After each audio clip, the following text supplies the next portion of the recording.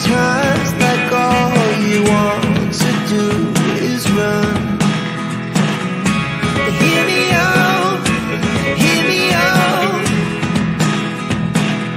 It's all the things you never show. There are the things I want to know. Secrets start in your heart to slow. But if you don't wanna tell me now, I guess I'll never know. Losing almost all my energy. It's getting hard to talk to you, and I'm the only one who speaks. It's all the things you never show. There are the things I want to know. Secrets start in your heart to slow. But if you don't wanna tell me now, I guess I'll never know. Here we go. There we go. Here we go, Charmaine. Here we go. I know. So, hey, you guys, welcome to the live. I was saying to Charmaine, I was like, live? Question mark. And she's like, yeah, sure. And I'm like, okay, I'm bored. So we both worked, and we both had to run around with my husband. Yeah, running around cheating on him, I guess. No, just kidding. Ran around to Home Depot, got some Wendy's on the way back. Hey, by the way, Charmaine, so I said at Wendy's, hey, do you guys have like a ice-free, the coffee? Holy shit, what a horrible freaking tasting shit that is without freaking sugar in it. So anyway, so I get home and then I loaded it up with the pumpkin spice, the drinky stuff that you buy or whatever, that delight stuff. Now it tastes like a gem. Got the pumpkin spice, Mm. saw some Christmas trees and Santa Claus and everything in Home Depot. I sent a video into our group chat there because, I mean, for Deb first and foremost, because Deb loves the Christmas too. But anyways, and you were in White Court. I guess you said shopping for your grandbabies today, and then had pizza. Yeah, you bet. On there, Found the yeah. And then, prettiest little dress for Macy. Haven't had it yet, but I did buy it. honestly, I mean, I only had Matthew, my boy, but I'll tell you, I always spoiled my nieces for sure because it's there's too many darn cute, like girly stuff, boy stuff, meh. Girl stuff, No, you can go all day long. Pants, dress, skirt, what do you want? Anyways, so sometimes there's some things that I cannot walk past without. If they have it in her size, I'll buy it every time. absolutely. Now, just quickly here. Hey guys. So, yeah, we'll get it. We're just gonna have like a chill Delphi talk day. So, hey, Mrs. Dog Lover, how are you? Hi, Big Bird. Word to Big Bird. Hold on. I need a sip. Mm-mm-mm. Okay. Gotcha. Good for Granny. Not that I'm a grandma because I don't even have grandchildren, but I'll borrow yours. Sure thing. I wonder if my son will ever have um, a child. To be honest with you, I don't know. I How don't old know. is he? He'll be 28 January 4th. Same day as Alexa's birthday on Right, there. 28. Uh, and so yeah, so who knows? Who knows? Because he lives in White Court, where Charmaine was just shopping for her babies. I was like, "Did you slap my boy upside the head while you were in town over there?" I Sadly, would I have if I posed the seen him, but part. Yeah, no kidding, eh? Let's see. Hi, PJ. Second chance. How are you? Thank you again for that donation the other night from you, and then Freckle Joy had done one as well. So just appreciation. Thank you so much. Hi, Lizette. Uh, Charmaine, God, the troll. Oh, there's another troll. Oh, hi, Ben. Anyways, hope you guys are having a good Sunday. Hi, Gibbo. Just listening tonight, hoping to doze off. So, no sassy Sunny tonight. Good night.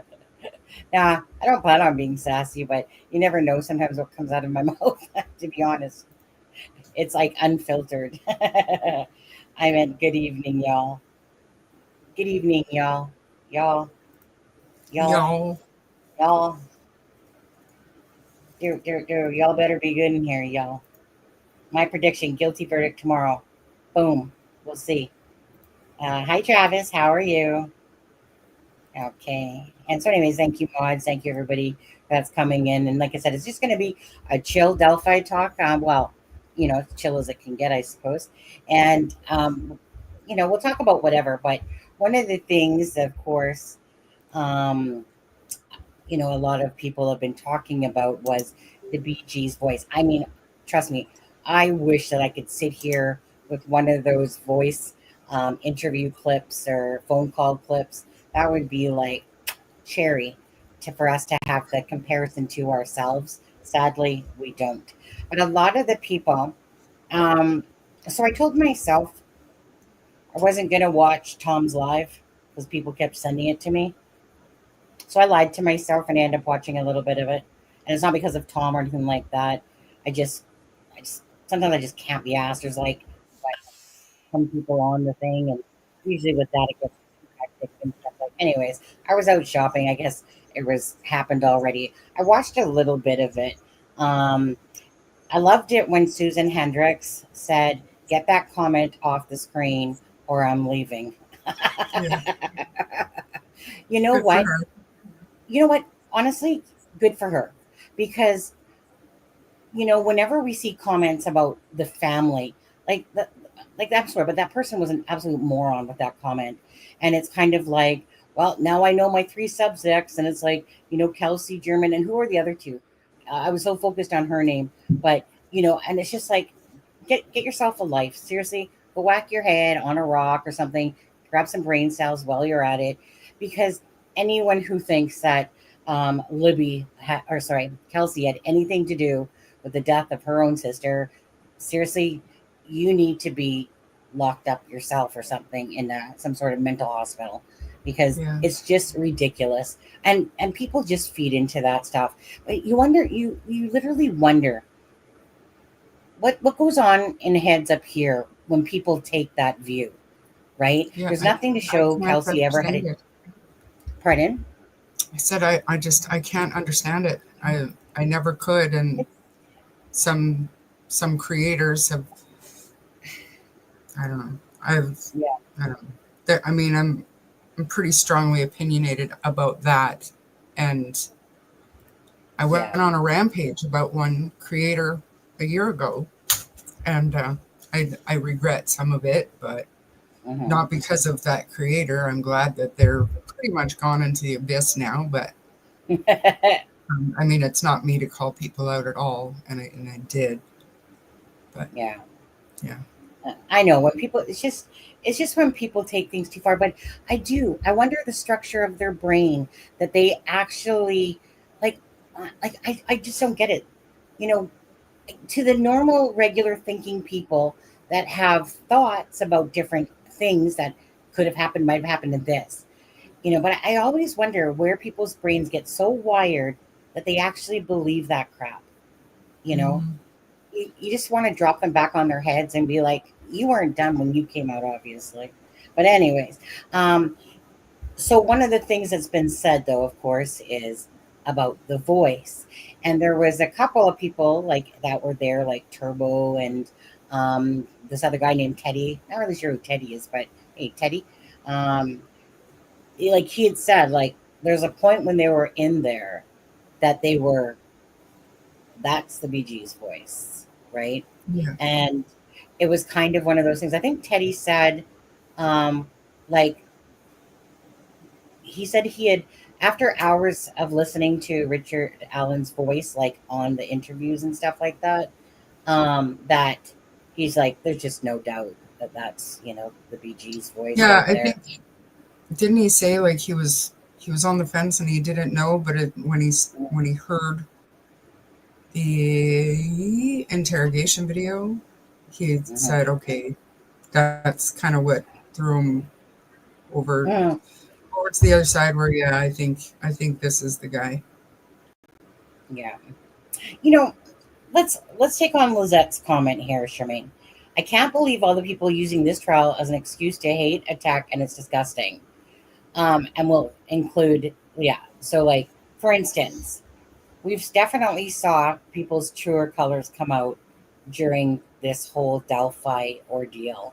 Um, Mhm. whether it's creators constantly attacking each other, uh, whether it's my own co-host bailing, and just literally. Um, I went back to Jinx's comments actually yesterday, and yeah, she was really kind of speaking out of turn there. Again, when you're a creator with somebody for 3 years and you focused, your main focus was on Delphi, and you're waiting for that trial to come about, and then the one person that you've known for all that time, that's your co-host, you literally have no clue that they're even in Delphi. You literally have no clue for 3 days that the trial's going on. There's literally no word from Aspen Connor at all, right? And then when it was just little blurbs. He never, like, it wasn't just me he didn't reach out to. It was like he just vanished. So it's kind of like this whole case in itself is just, you know people's true colors coming out in how ugly people can get. And I'm just talking about in general in that comment, but or acting like that they're the family's best friends, and that, or whatever it is. It's just, there was a video. Who sent it to me? Was it you or Alexa?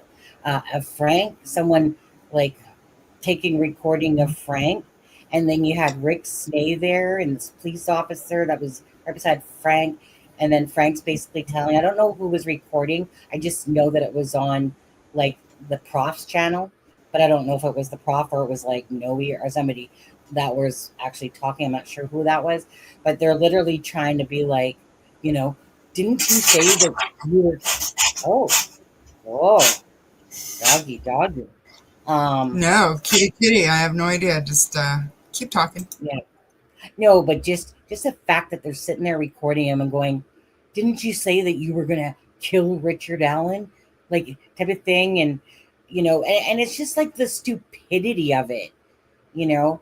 And it's just I'm so glad actually that Alexa did not go and have to deal with these people that are acting like like, not all, but just to be in that whole drama part of it, and the ugliness that this case brings out in people and stuff like that, you know Hmm. and then just the way that, like, kind of like what you said, it's kind of, the disrespect.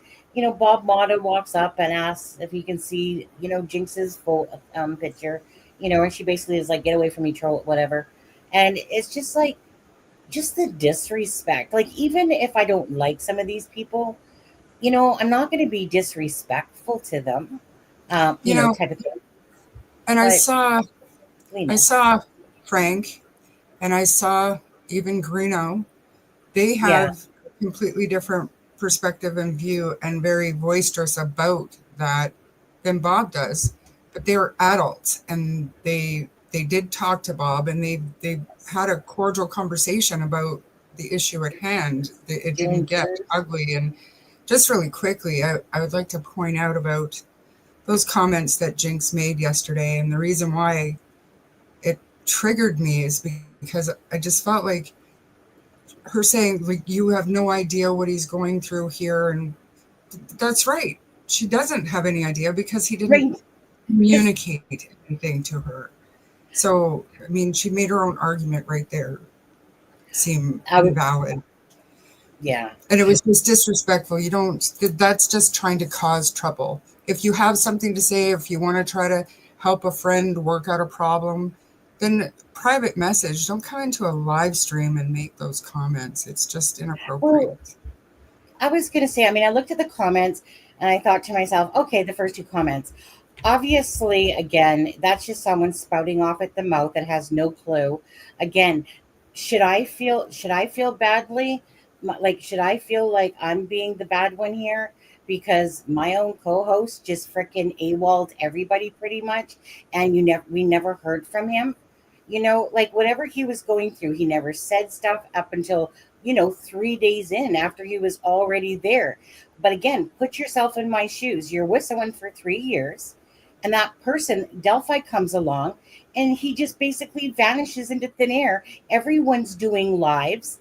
I'm thinking we're going to be doing some lives, but type of thing. And then all of a sudden, Jinx throws in this comment about, and you posted AW's DUI. I don't even know what that had to do with the price of tea in China, let alone do I even know what that even was about, to be honest. But it's like, so on that, then you throw in that, like something like random out there. But it's like, shut your mouth unless you know what you're talking about. I'm literally telling you that as a co-host of this channel, Aspen Connor just ditched his friends. Simple, period, as that. I was messaging him at Aspen. I messaged him on his phone. Nothing. There's even other people that were messaging him. Nothing. Right? But the point is that want to sit there and judge me? No, don't judge me. Judge him and his actions. He should be judging himself and his actions and what he did. It's beyond betrayal to me that you follow a case for 3 years and you're with someone. We laugh, we joke all the time. We're good friends, no issues going on, like meaning just in general, like there was nothing between us. Me and Aspen have never ever had like these issues of, being mad at each other and upset at each other and stuff like that. We've always gotten along just fine. I don't know what his issue totally was or what he was going through. I said to him, I'll message you tomorrow after he apologized for being a shitty friend. Yes, you were being a shitty friend, so where are you type of thing. And then he still never messaged for another few days after that. So if people can't understand why I'm upset, but I'm telling the people that follow this channel, I'm just putting out the facts to you. This is why I decided that this was the biggest betrayal that a friend could do to me. It had nothing to do about clicks and views. It's about following a case for 3 years, and he goes to Delphi. Of course, you think Aspen would be coming on some lives and doing stuff or whatever. Every other channel is. So would you not feel like that was one of the biggest betrayals that a friend could do? That during the heightened part of the 3 years up until this point, all of a sudden he's gone AWOL, right? I have an absolute right to be pissed off, but I'm pissed off because when I thought about it from a friendship point of view, to literally spend 3 years with someone to get to this point, and then them, to put it nicely, fuck you over as a friend. It's not about the fact if he didn't have time to do lives or he needed stuff. It was about the fact of, can I honestly believe that my own friend literally didn't reach out, basically grew a whole bunch of new people, I guess. I don't know what his issues are. And he literally fucked over a friend, and which obviously I have as a co-host for the last few years, right? So if anyone wants to spout about that, go right the fuck ahead, type of thing. But I think I have a right to be hurt, betrayed, and feel really pissed off. But you know what, though? By the same token, I move on fast very quickly. So don't mistake that, because honestly, the hurt and the betrayal, sure. You know what? It's not like I haven't been hurt and betrayed in my life before. I've been done, and that's happened to me so many times throughout my life. It doesn't mean much to me anymore. But when you don't expect it, I like this was unexpected. To that Aspen would be in Delphi covering the trial, and then someone's going to sit there and say, "Oh, poor Aspen, you don't know what he's going through. He's so tired." Really? You mean, is that selfish? The fact that so he's gone down there and he's doing whatever he needs for his own needs, but fuck Sunny, fuck the channel, fuck whatever, fuck everybody else, you know. And I'm the and so to, if anyone tries to make me out to be the bad person, go right ahead, do not care on this one, because I know I'm not the bad person, because I just would never expect a friend to fuck you over like that. And that's why I'm hurt so deeply, because this was so unexpected that he would just boop, gone, whatever, and like I said, apologize, and then in the next 3 days he disappears again. I haven't gotten no email. I never got nothing. So what do? I just block. But I'm just saying, you know, I do love Aspen. He's been a friend for a long time. But this showed me that, look, if you can literally treat me this way, and we've been friends and covering this case for this long, then you are definitely no more a friend I need. Because if you can do that to your own co-host, like your own co-host and friend, after all these years, and that's how you want to and there was no issue, right? So I can easily move on fast. When somebody doesn't give a shit about me, then I ain't gonna give a shit about you. And if like I said, I'm not gonna sit here and go, "Oh, poor Jinx, you're so right. Poor Aspen. Let's all do a fucking kumbaya about poor Aspen who went to Delphi on his own accord, and fucked over his own the channel here, and did it, da. Not happening. So sorry. Okay, whoever, bye. Who the fuck are you anyway, MS?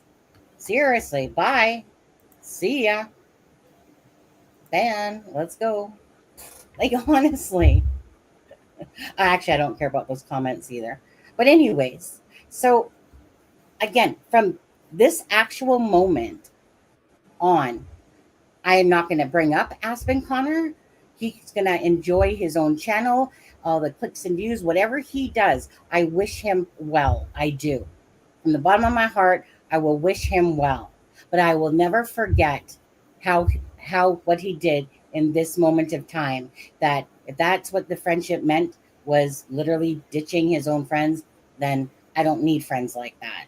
And I will move on. So, done with talking about Aspen. He's gone from the channel. You guys can go subscribe to his channel, watch any videos he puts out. Like I said, wish him the best, wish him well.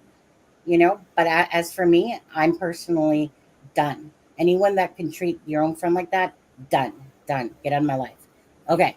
Now, with that being said, I'm really interested what's going on with like Bossy, like, and CJK. Like, who has no boundaries? What happened? What happened, Bossy? Who? Bossy and CJK. I don't understand. Hi, Lacey. Must have missed something. I don't know.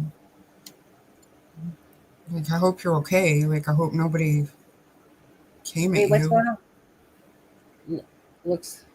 I don't know. That's what I'm asking. Like, what happened? MS. We'll get to voice. Who is this MS anyway? Never somebody I've seen. Yeah, I don't know. Thank you, Big Bird. Yeah, I just think it's fair that the people that follow me all the time. What? Hurricane. No way. Wait, there's a hurricane called Hurricane Noe? No, just no way. That's what I thought. People Hurricane. just look at him Noe as kind of a troublemaker. and trying to record me. So to have to... Oh. Were you in there covering the trial there, Bossy? Yeah. Remember people were taking her chair? They trying to steal her chair and stuff? I haven't paid attention to any of that. I've literally been trying to listen to the words that are being said in the courtroom. I haven't paid attention to any of the drama. I caught that little thing on Bob's the other day just because I was at work and there was nothing else to listen to. But I usually wait for the evenings when trial is done so that I can listen to what went on inside. So if that's happening to you, I'm really sorry, and thank you for putting yourself there, I guess. Yeah. Why People are project? Don't worry, Sunny just needs to get something off her to. Yeah, honestly, like I said, I feel it's all, in all fairness, people that have been following us around the channel deserve just to know exactly, that's from my point of view, because like I said, this came as a shock to me personally. But I feel like it's only fair to be truthful and exactly for people that watch the channel to understand that that was simply how it transpired. There was no animosity between me or Adam, that at least I was never aware of. We weren't. We was talking. I asked him, "Are you planning on going?" Whatever. Anyways, I think for me, I think it's only fair to know exactly why I'm upset. Exactly why, to me, Aspen is, you know, out of my life and out of my channel now, and stuff like that. Because you guys deserve to know the truth. Like not that Aspen, he's the person. He's not going to say anything. Typically, he might talk with people behind my back about it, but he's not going to ever do a live going like that, bitch, Sonny. I was freaking this and I was that. No, that's something Sonny would do. But I just was like to be truthful and honest. Even if some people don't put out their dirty laundry to the wind, I just consider this being respectful to our followers to know the truth and not sit there and have to wonder and guess and make shit up on And this one. otherwise, you'd be asked every day, "Where's Aspen? Where's Aspen?" Where's So, Aspen? Where's right, Yeah, Aspen he'll be on his own channel, and stuff like that, or doing what he's doing. I just move on from things. I do. I get over things very fast, and kind of like when you've been hurt too many times, you just get over shit fast. That's why it's just like, okay, that's life. Move on. Charmaine, you're not going to do that ever to me, correct? I mean, I have no desire to start my own We're, channel, and I'm trying to no, figure out a way to get my we're Canadians. thousands of followers on my podcast over to Oh, right. your. Like, I don't Yeah. want to. Well, okay. So it doesn't take TikTok. I noticed that.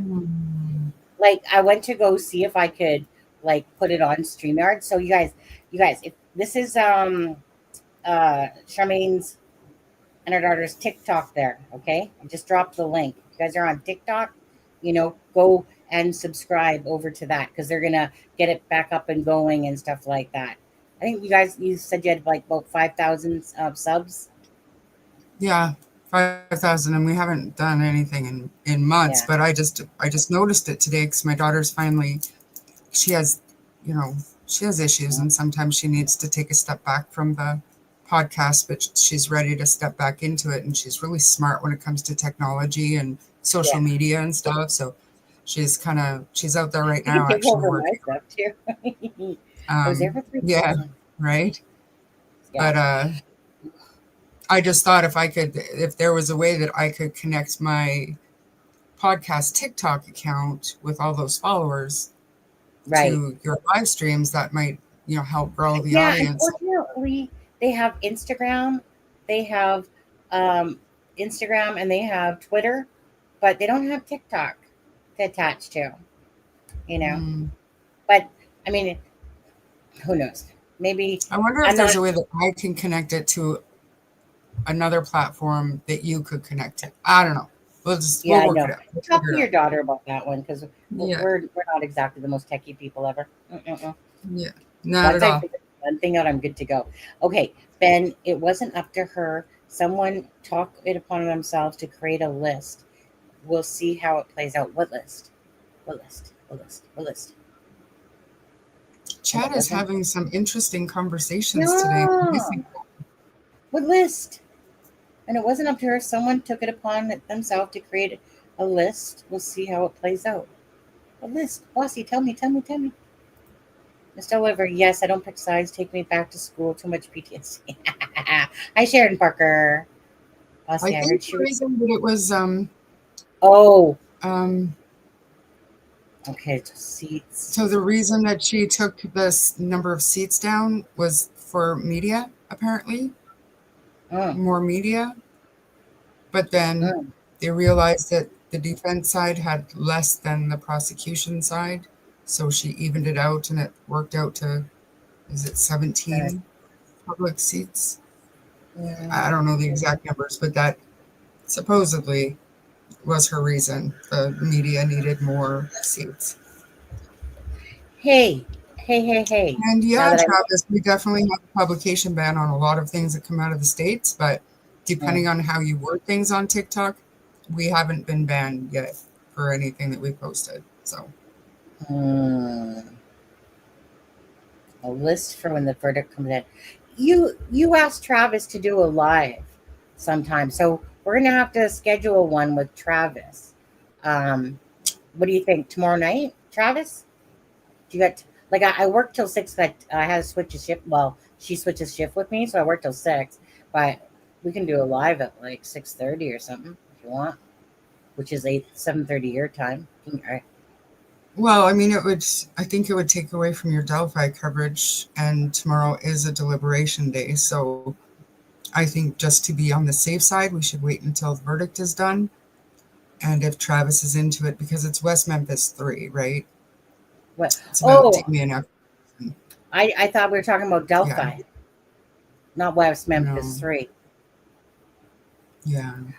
Oh, I you mean, know, I would love to hear Travis's thoughts more so than I have on criminality, but what my request is to finish what we started with the West Memphis 3, because we did do one. You were busy that night, so we did one on your channel, and yeah, we ended it but off telling people that we do a part 2, and we still haven't. So I think I think I think we're getting our messages crossed here because I thought the other day when Travis said it, I think Charmaine's inviting me up to do a live.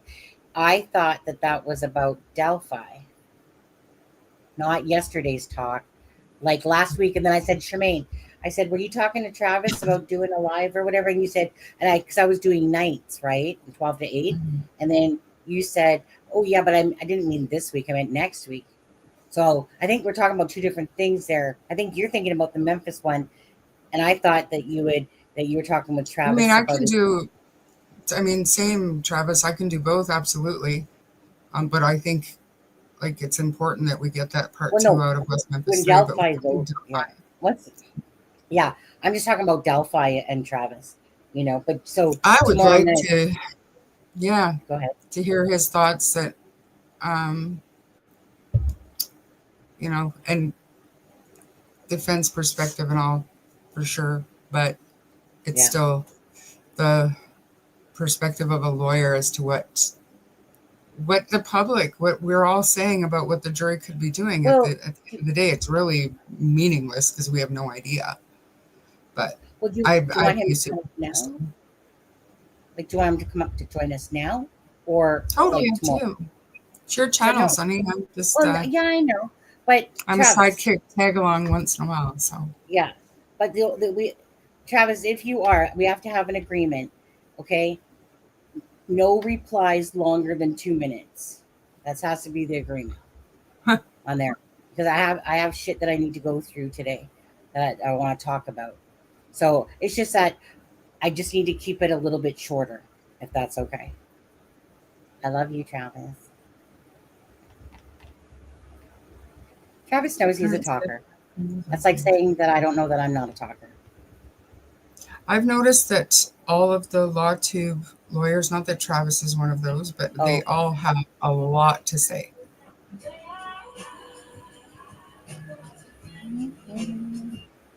This dog lover super oh, one chat. sec. 9 pounds and 99 hits. You're awesome. Thank you.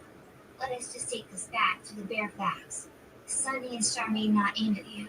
You're amazing, but people lose sight that this is about two little girls and people need to stop the drama and arguing. Well, amen to that. Thank you, Miss Dog Absolutely. Lover. Nice and bright so everyone can see that. I know, it's. Oh, I can't wait till this whole case is done. To be honest with you, I'm going to be like so far removed once this case is done, from all this drama So, shit what are around. you going to do, Sonny, if the verdict comes down and he's convicted, but then appeals start? Are you going to cover that, or are you going to be done? Honestly, If he it gets will it be for a hung jury and it's a mistrial and he has to be retried, like at what point are you going to cut it off well. completely? So my so I don't plan on sitting there going, "Hey Becky, do you want to come on a live? Hey, this, do you want to come on a live?" Once there's a verdict, I will do very few and far Delphi coverage. If there's anything of substance and importance, I'll cover it. Other than that, I'm exhausted from this case. It brings out the worst in people. I'm so over that. I just want the justice for the girls. That's been my whole purpose. It's never been even about the families. It's been about the girls. The families, I would love to see them move forward from this and have a guilty verdict, knowing full well that they know that bridge guy is Richard Allen. That's me speaking, like, in a sense, knowing that I think that they simply know that, right? So it's just a matter of that. As for the case itself, like I said, once we hear a verdict, I will do a little bit of coverage right after, and then after that, it will be probably a frosty day before I talk too much ever about Delphi too much anymore, because honestly, it's been exhausting for 4 years now, and it's draining, and I'm tired of the people around the Delphi case. Not you guys that are watching.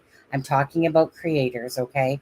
Even the trolls, but I'm talking about the creators, and not all of them either, but there's a good majority that they're just twisted minds.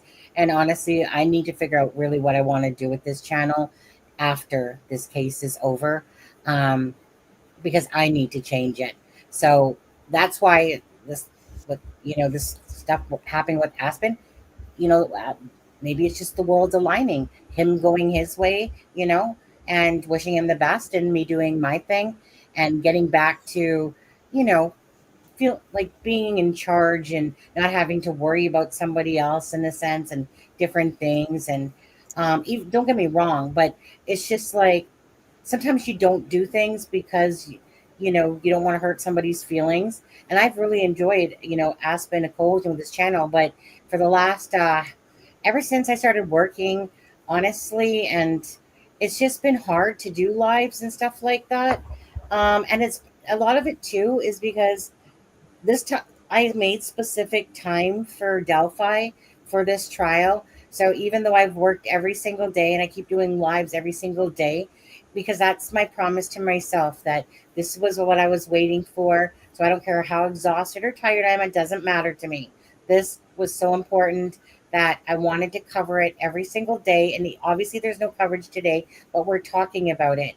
But this case has meant so much. But the bottom line, I just want justice for Abby and Libby. And if they don't get it, you know, and trials happen again, let the people of the Delphi that keep following this case, and that's what the channels are built around, they can keep taking that stuff on.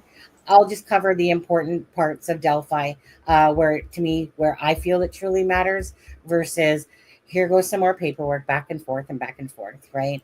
It's just my thing, guys. After a while, you just get really exhausted and tired of stuff. And I'm just not into these evil little freaking evil creators and stuff like that. I'm so glad that honestly, I've always stayed away whenever someone tries to bring in drama and stuff like that. I'm just like, I don't care. They can call me whatever they want. I don't care. Well, I'm just telling you, Sunny, I don't care. Honestly, do not care.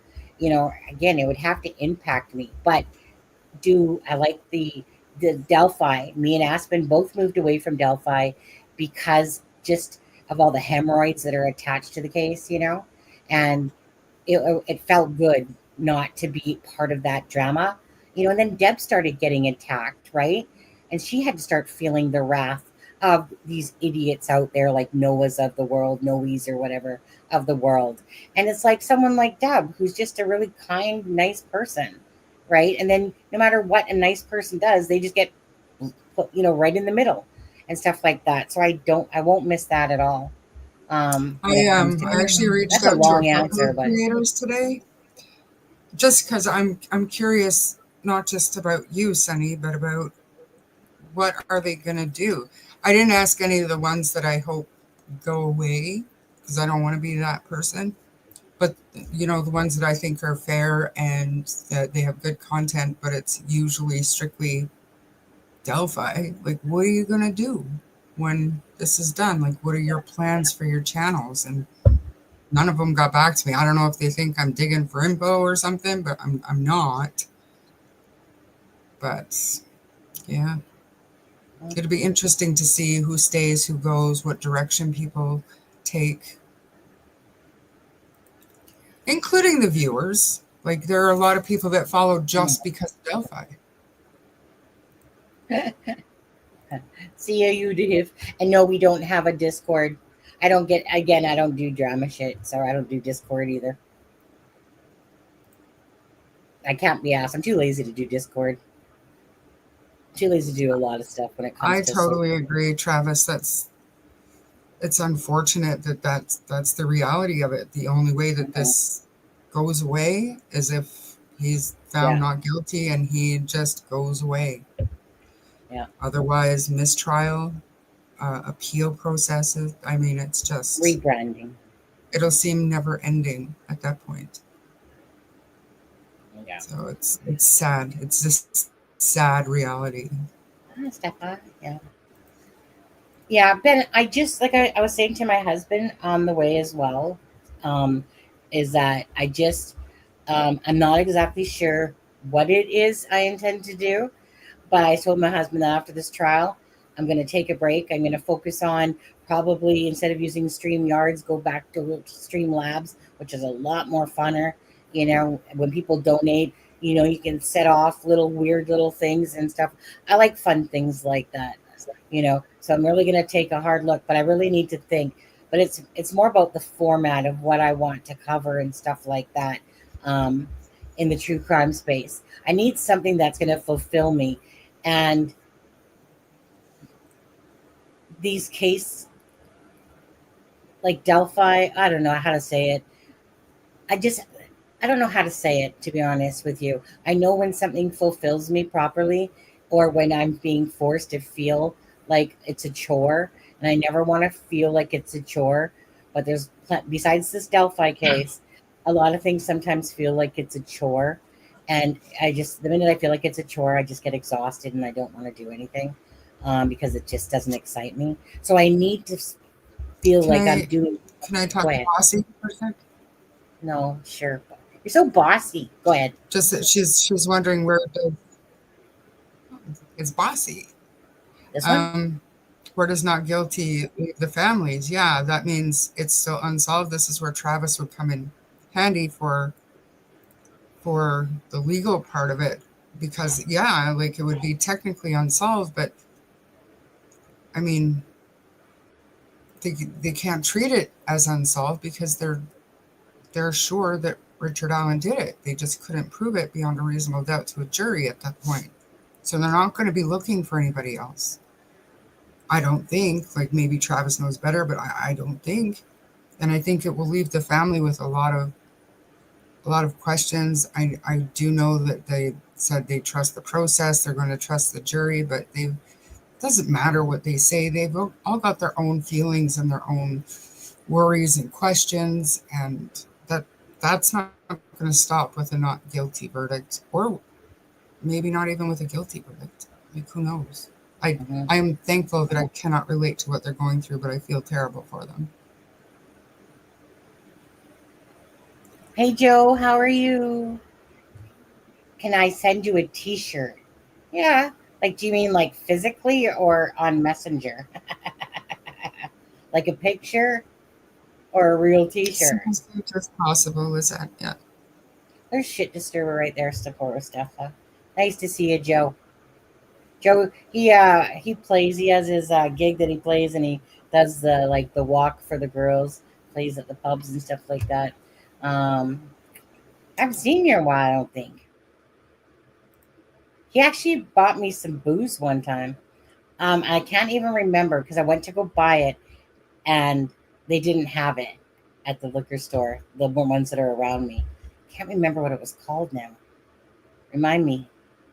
I'd be surprised with all the issues if he is found guilty by every single juror. So, dog lover, thank you. By the way, This dog loves your super chat. £9 and 99 pence. You're awesome. Thank you. My family know all too well what it's like waiting for a verdict. It's horrible, especially when the sentence is 4 years for unaliving my 32-year brother. I miss him every day. Absolutely, Miss Dog Lover. Well, first and foremost, thank you for that. And absolutely, Miss Dog Lovers has said her story a few times about her brother. And right, when the sentence is 4 years, right? 4 years for taking the life of her brother and stuff like that. Talking about justice not served. Um, as for the super chat, Miss Dog Lover, just know, and for anybody else that does do donations, it's going to my husband. So, Miss Dog Lover, because you're from England as well, yes, any donations go into December's thing. So that's for my husband so he can enjoy some days off. So just so you know, you're helping your fellow Brit guy out there, okay? Thank you, Miss Dog Lover. And again, prayers about your brother. I know it's been so devastating, for anyone that's lost anyone to, you know, um, whether it doesn't matter actually. If you've lost anybody, you guys have my sympathy. A family member, friends, whatever, just death is a hard thing for sure. Just saying. But Travis, what about wrongful death? Because Nicole Brown Simpson's Thanks, family Dustin. was able to sue O.J. Simpson. So how does that work? Like, I understand that Richard Allen, he can take the prison system, whatever. He can start a civil suit with limitations, of course. But wouldn't Abby and Libby's families be able to bring a wrongful death civil suit if he's found not guilty? Because that happened in OJ.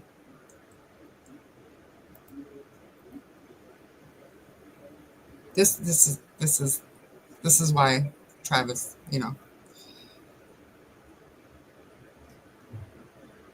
the fountain of knowledge and the slow typer. Travis, were you going to get your ass on up here, Travis? If so, I'll send you the link.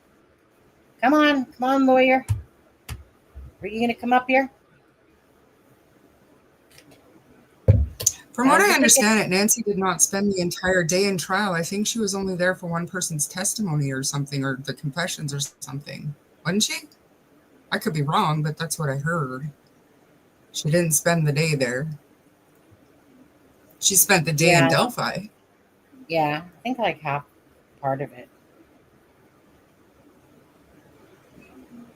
The feds are able to charge RA, correct? Like Rodney King.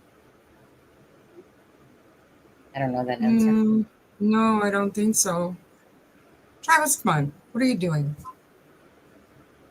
Come on, That's it. Travis. Put Put on your charge him girly with pants. what? Because it's double jeopardy. It's not I don't think it's a crime that crosses state lines or anything like that. So I don't understand how feds would be able to charge him, because that would still be, I think that would still fall under that whole double jeopardy ideal, wouldn't it?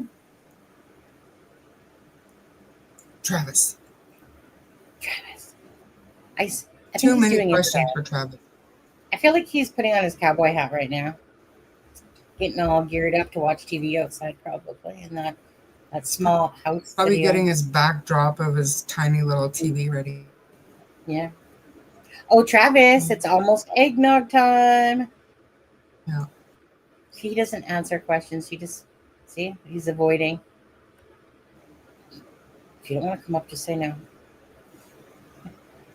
Strange we didn't hear anything about his work schedule and emails. Right. Absolutely. We didn't hear a lot about a lot of things, but the jury has what they have to work with. And hopefully, even like I said, the voice comparison. Let's play that again. Let's just play that quickly. 1 second. Let's just watch this. Let's put it on full volume. So Wow. they would have had to file a civil case before trial then, Travis, to have it. I don't understand. Oh my God, he's so pushy. He always invites himself. 1 sec, Travis. I'll send it to your email, okay, Travis? I'll send it to your email. 1 second here. Let me just play this. Downhill. Guys. Downhill. Guys. Downhill. Guys. Downhill. Guys. Downhill. Guys.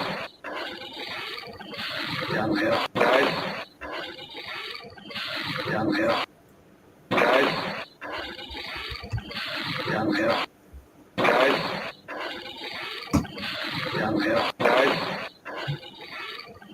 Downhill. Guys. Downhill. Guys. Okay, Travis, I sent the one. Downhill. Guys. I was playing it all. Yeah. Okay. So my main Two question about that young now, lives hearing cut kind of short what we've heard, by the man. yeah. Go ahead. it's and I could be wrong. So obviously, I wasn't in the courtroom, but it sounds to me like he was quite a ways away still. So, and they had to enhance the audio and video. Correct. Correct. Is that a fact? And No. if that's the case, how can we be so sure that his voice is the like?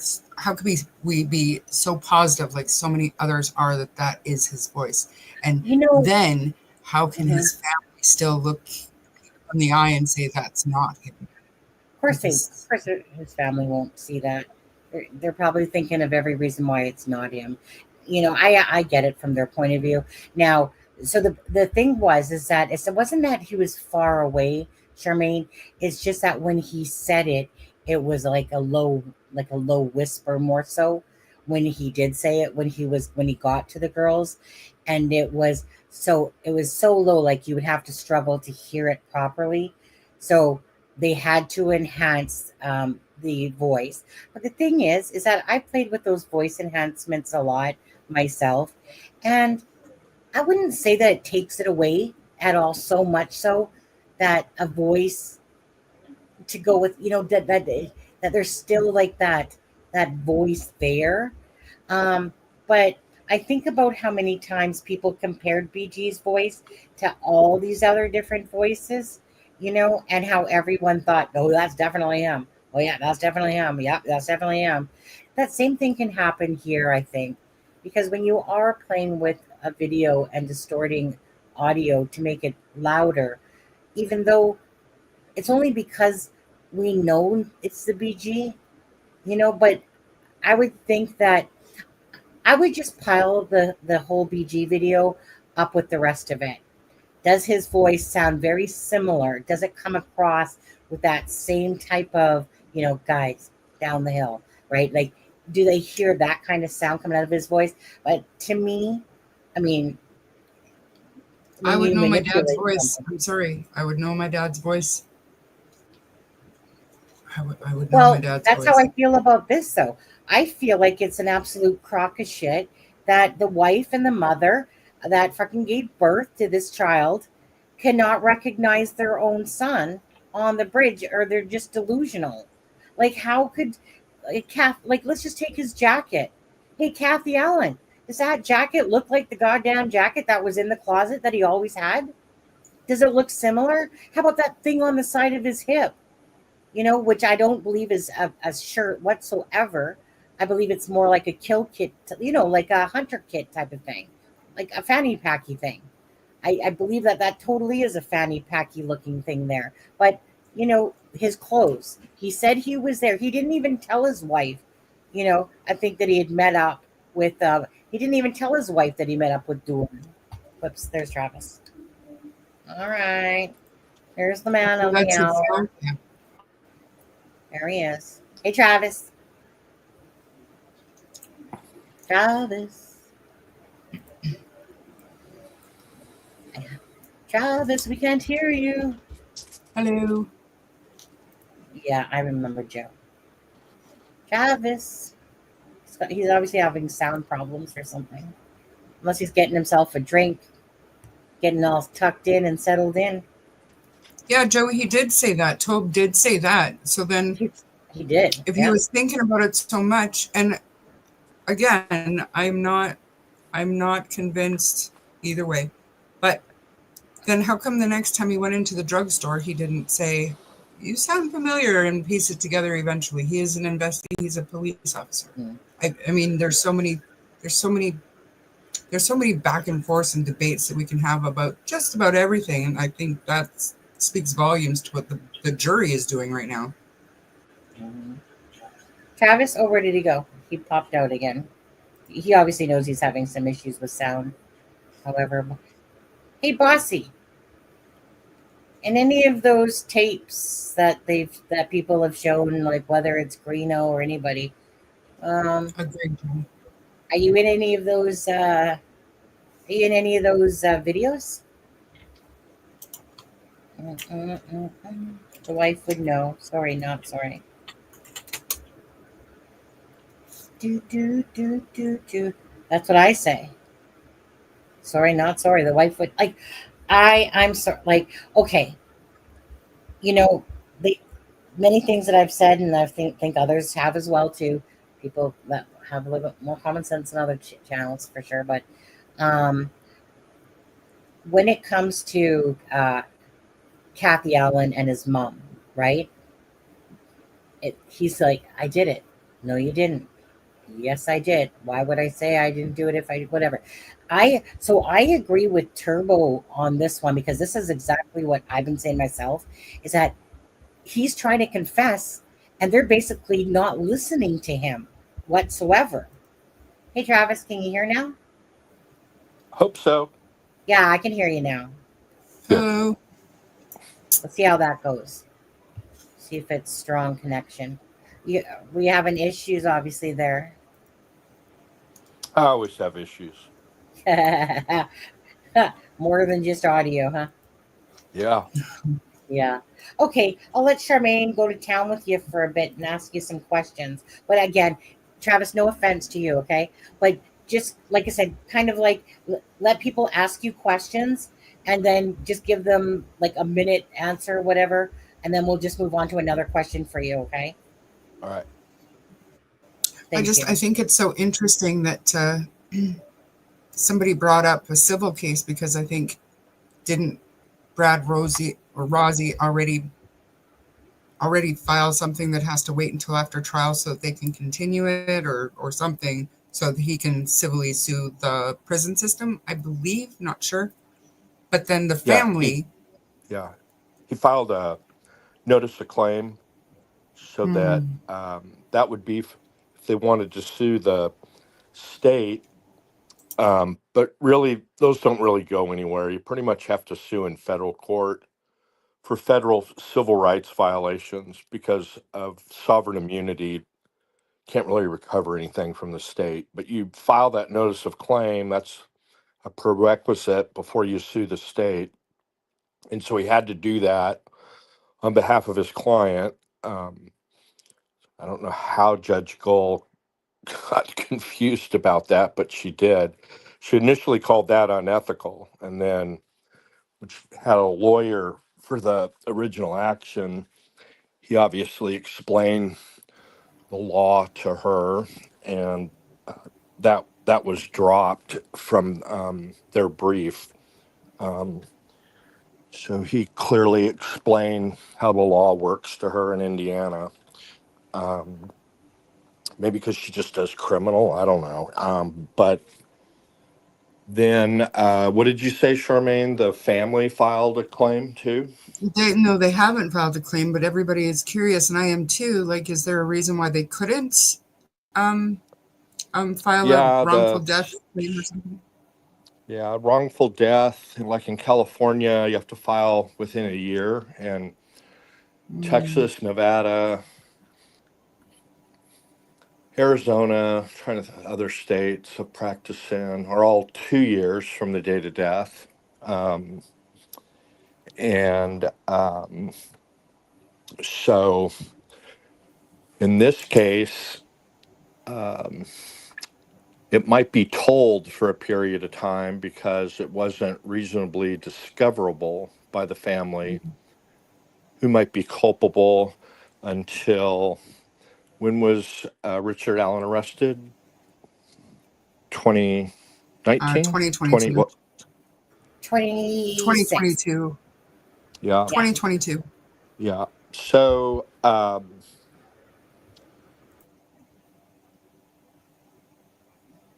they would have to have probably filed. It for sure is going to be running from the date of arrest of Richard Allen. It's probably 2 years. Um, so it would be expiring soon. Mm, I suppose they could have filed one, but I think, you know, they would have filed in state court and somebody would have pulled that up by now Yeah. and found it. And what would happen if it was filed is his criminal attorneys and the civil defense attorneys would apply for a stay of the civil case until the criminal case Oh, is finished, which is what happened in OJ. okay. Right. And that also happened in Stephen Avery, if people followed that, Making a Murderer. The Halbach family filed a wrongful death action against Stephen Avery. And then after he was convicted, they dismissed it shortly after. And people, why would you dismiss it? You're not going to get anything from him. He settled the big lawsuit he had against the county for the wrongful conviction. He settled it for way less than what they were planning on, $400,000 to fund the defense of the new murder charge, and then so they weren't going to get any money from him. And you don't want to open up a civil case with discovery that might help him get a new trial on appeal. So they Right. dismissed it. And as you'll remember, in West Memphis 3, one of the step parents of one of the three victims, the boys, filed a civil suit against Natalie Maines and the Chicks. And Right. Terry Hobbs. Yeah.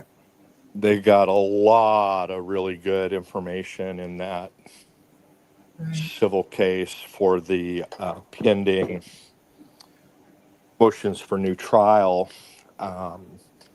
And that helped them significantly. Mhm.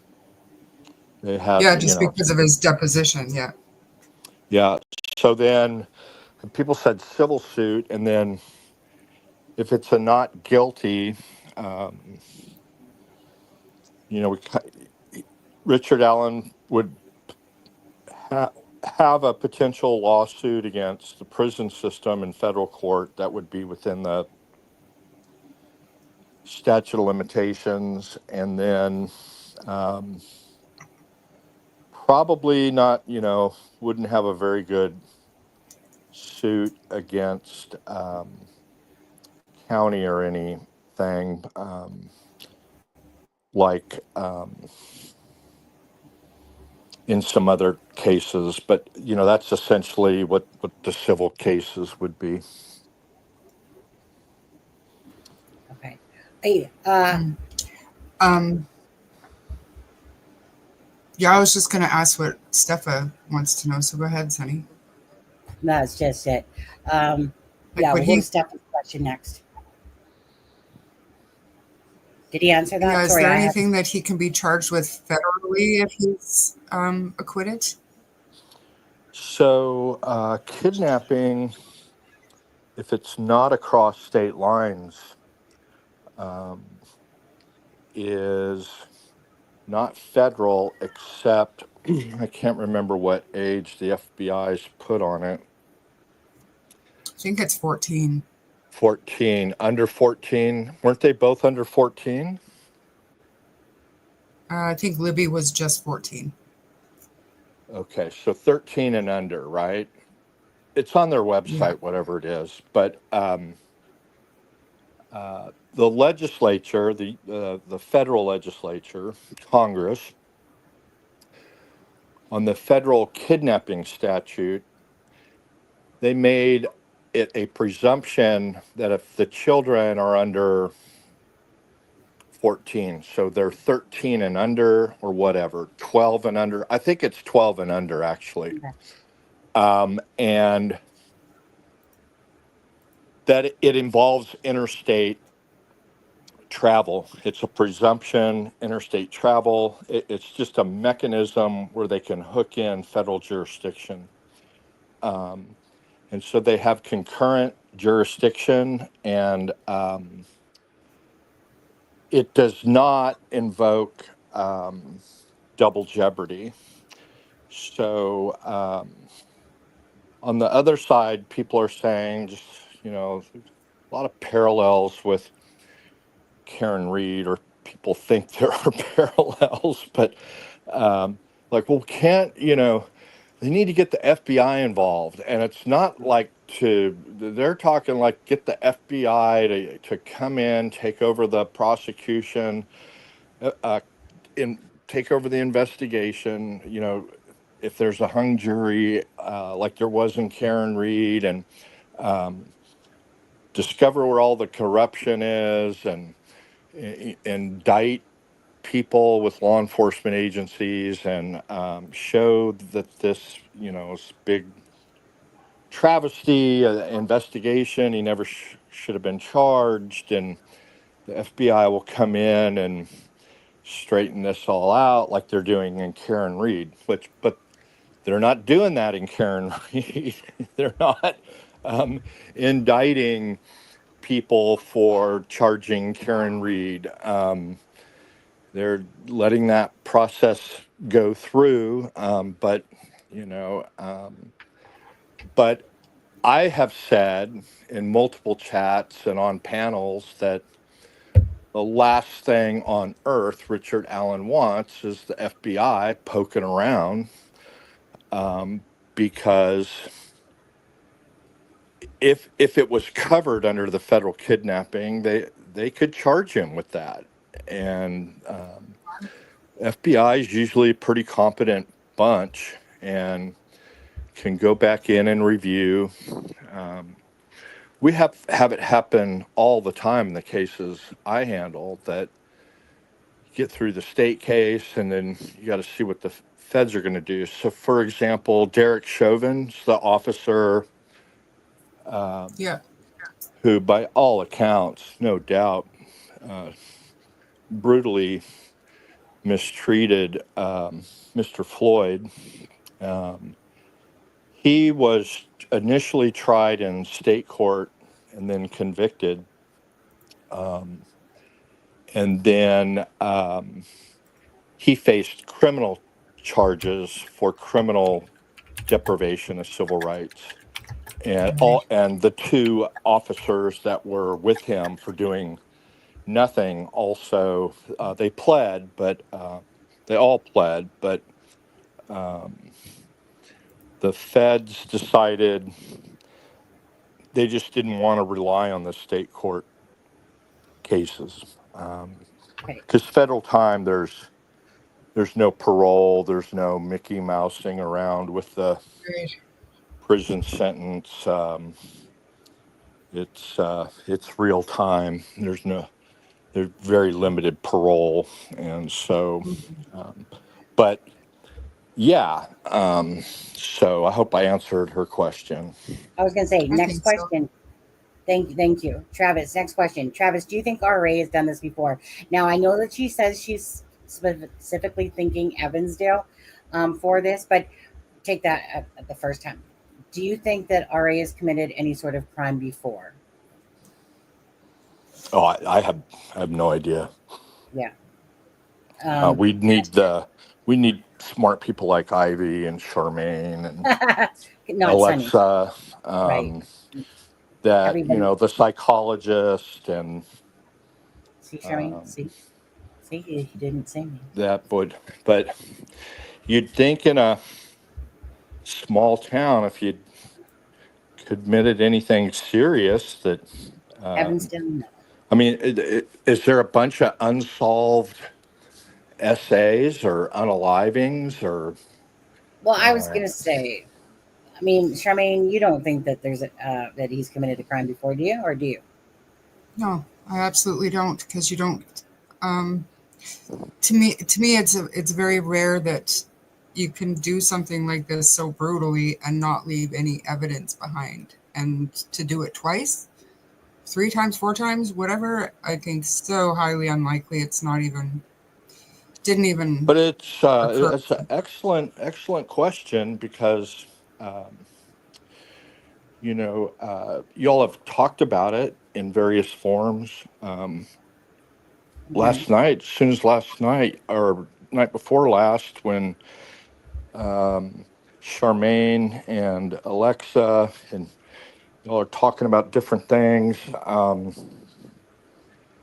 and you know, the your subscribers, your audience, and the community, especially those that have been on this thing for from near the beginning, Yeah, like Ivy's, you etc. have a much wider body of knowledge, collective body of knowledge, Hmm. than what the jury has. So, um, you know, it's hard, really hard to um, break that out. You know, once you know something, Hmm. how do you unlearn it? How do you put that Right. aside? It's impossible. And so what do we? That's bias. You know, it's Hmm. well, I know more. And anywho, so it's I, um, what does this jury know? What were they told? You know, what evidence did they receive? It would be through one of the investigators that we know they kept out Odinism, which was fine and whatnot. I think that actually worked to the defendant's advantage in a way, but probably. um, uh, you Well, know, I don't, you know, they don't have, the jury doesn't have everything. They probably didn't bring in evidence that, well, I don't know what, here's where it would have come in. Did the psychologist and the psychiatrist, um, did they discuss Richard Allen's lack of history? Did they talk about, look, you just don't see, you know, Charmaine said this yesterday in some format. You just don't see a 40-something-year-old man do something like this out of the blue. And, you know, I've been seeing stuff about, well, he had 3 beers or whatnot, or, you know, 6. it's, so where this comes down to very quickly is, did the state do a good job explaining what triggered him? I heard they've put nothing on motive. The only thing they put on is he was intending to, quote, have his way with those girls, unquote, and got interrupted or Yeah, spooked. I say, yeah. Okay, That's it. so And that is it.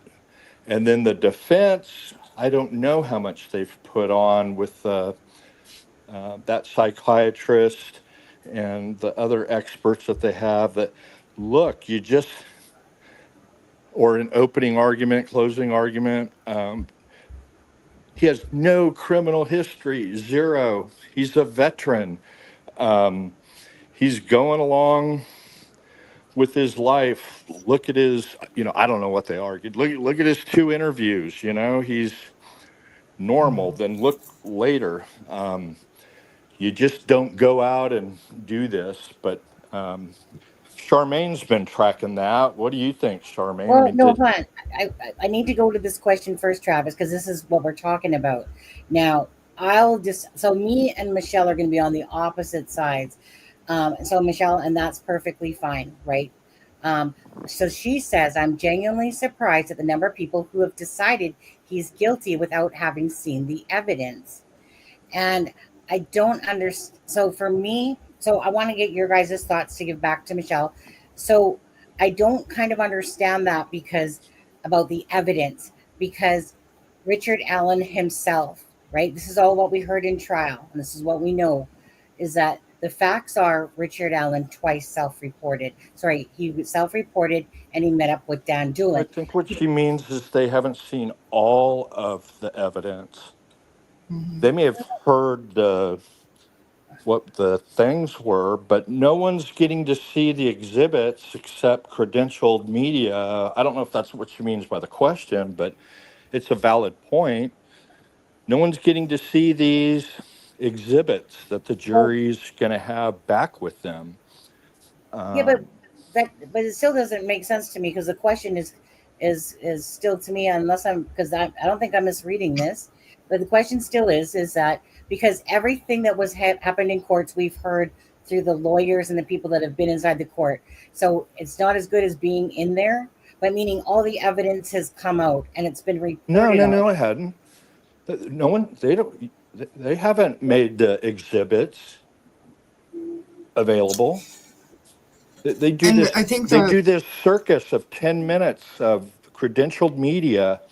Looks through the exhibits, makes notes. One drew a picture. No, it's not and available.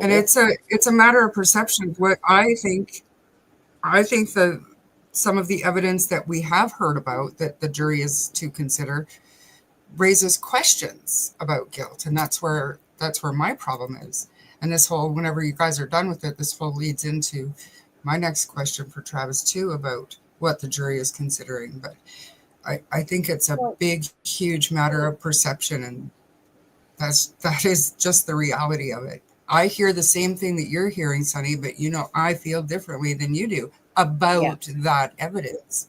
This exact Well, same information. it's not that we feel so much differently, Charmaine. In a sense, it's kind of like we agree on the fact. It's just a matter of one second. Just a thing.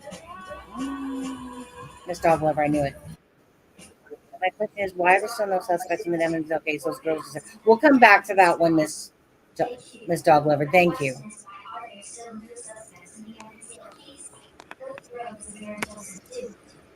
Yeah, we'll come back to that one. Okay, I haven't forgotten it with the Evansdale, but yeah. So Charmaine, it's kind of like I said. It's like we believe that Ari is guilty, but you don't feel like there's perhaps enough evidence there to convict him. Um, No, that's no, more, I think. no. Let's be real clear. The question was, how can people find him guilty if they haven't seen all of the evidence? They No, can't. True. They don't know. They don't. They can't put themselves in the jury's shoes if you don't see what exhibits they're looking at. And so what you're you know saying, Sonny, is no, all I need is the confessions. I don't need anything more. that's not what I said. Well, Don't. that's what you're inferring. No, that's And not what I'm I not said. and don't put words in my mouth either. I'm not putting I'm words in not your mouth. saying that I think there's anything about him guilty or not. The question was, how can people determine that he's guilty if they haven't seen all of the evidence? And they haven't.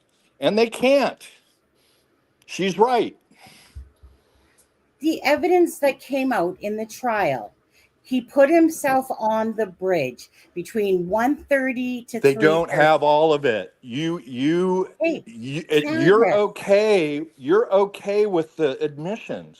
am I allowed to But have my yes, point of of course view? you are. But Thank you're you. quit spinning the issue. Who's spinning it?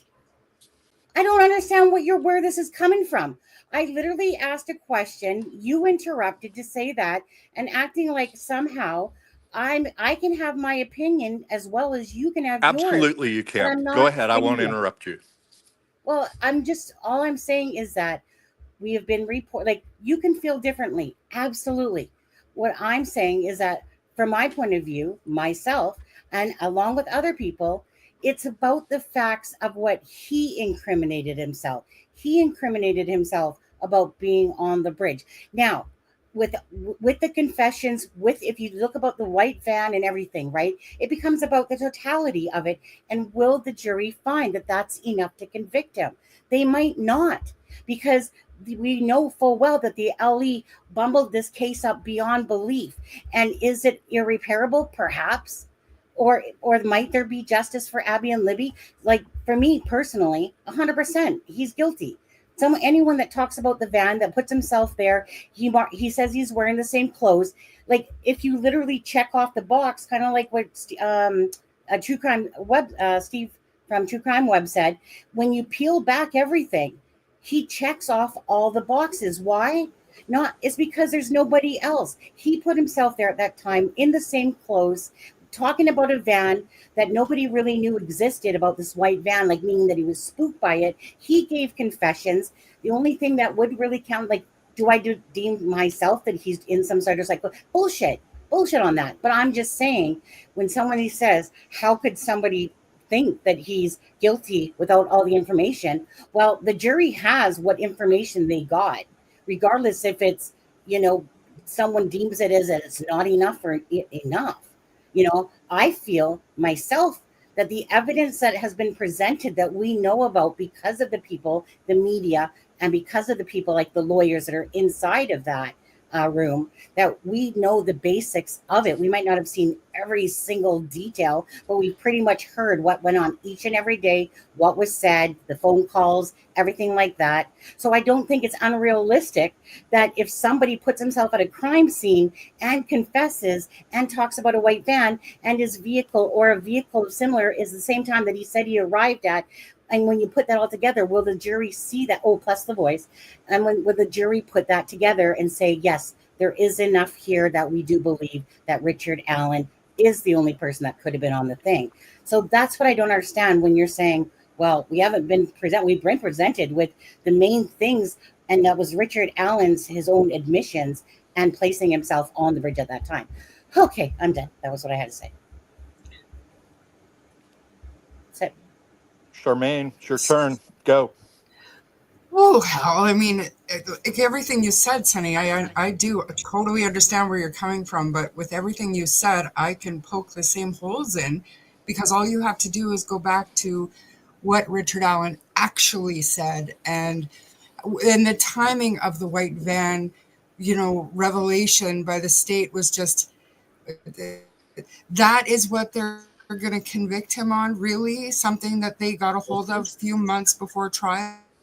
I know. I mean, it wasn't information that was sitting there and they were waiting to verify with the right story. No, they got the story and then went out and found the information by somebody that had already given a statement that didn't match that. And this is my problem with the entire thing. Every single thing the state brought up, the defense was able to poke a legitimate hole in it just to raise reasonable doubt. True or not, the reasonable doubt is there. That is literally the reality of it. And when you don't see all of the exhibits, I don't know exactly see, but for me, what I did hear about, because I didn't see anything, but what I did hear about is reasonable doubt. And that's just to me, my perspective, that is my reality. And that might be very well true, because we Can I won't ask know any until the question? jury comes back. Ask who? Right, until we get access to the same information, and then we can say, okay, I understand what the jury was thinking. I understand why the jury came to whatever conclusion they're going to come to.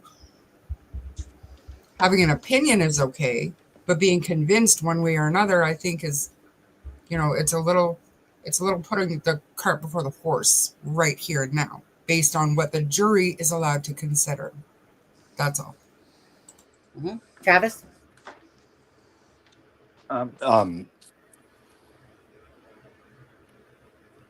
Yeah, I don't think I have. I covered it. I think Michelle's right. There's no way you can put yourself or try to put yourself in the shoes of the jury and people that are talking about, well, this is what they have and this is what they don't have. And I think they got reasonable doubt from this. And I think they shouldn't have any reasonable doubt because of that.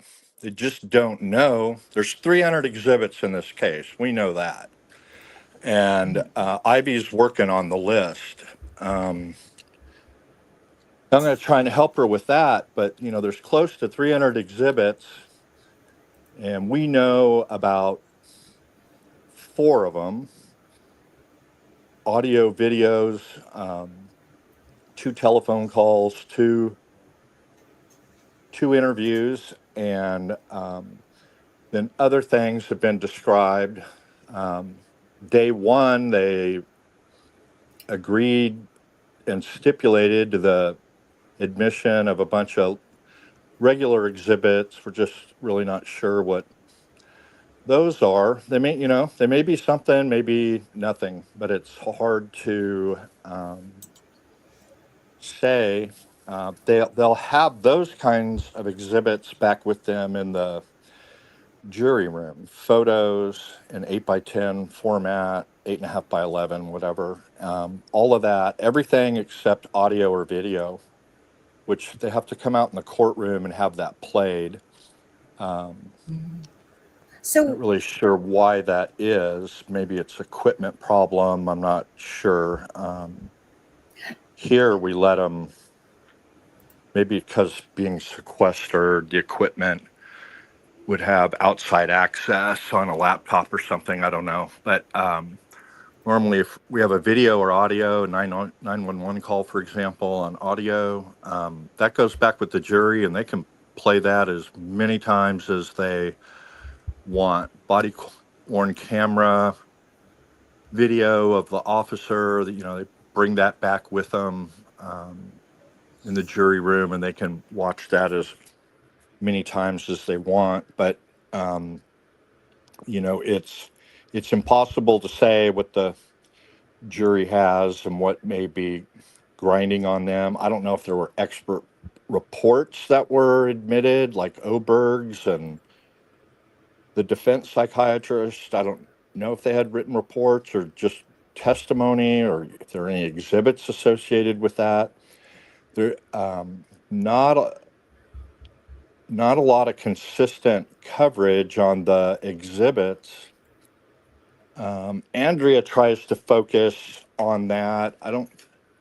The ones I've seen with lawyer Lee, I don't even think she mentions exhibits other than they were talking about this, that was objected to, it was admitted over objection, but doesn't mention the exhibit designation. And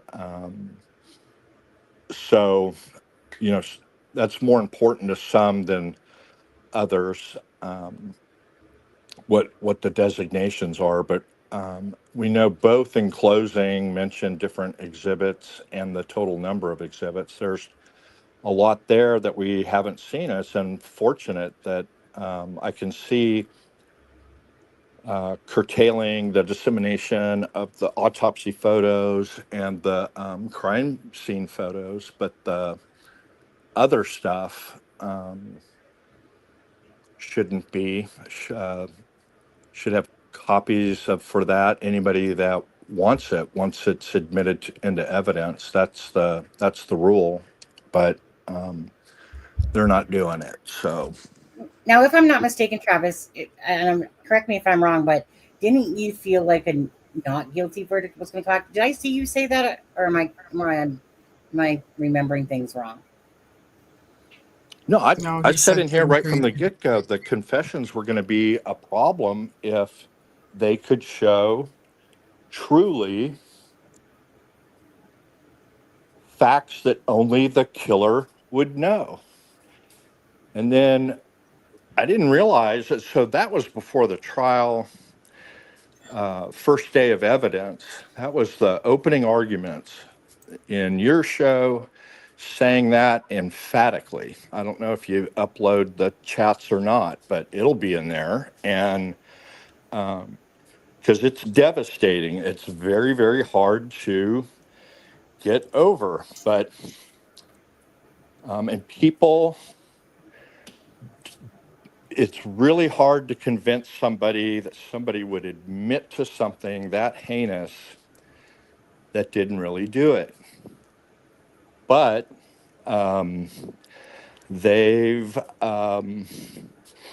apparently been able to show the jury that this wasn't something that only the killer would know. And apparently they've been able to show the conditions he was kept under could easily lead somebody to admit to something they didn't do. So this is apparently why they're still out.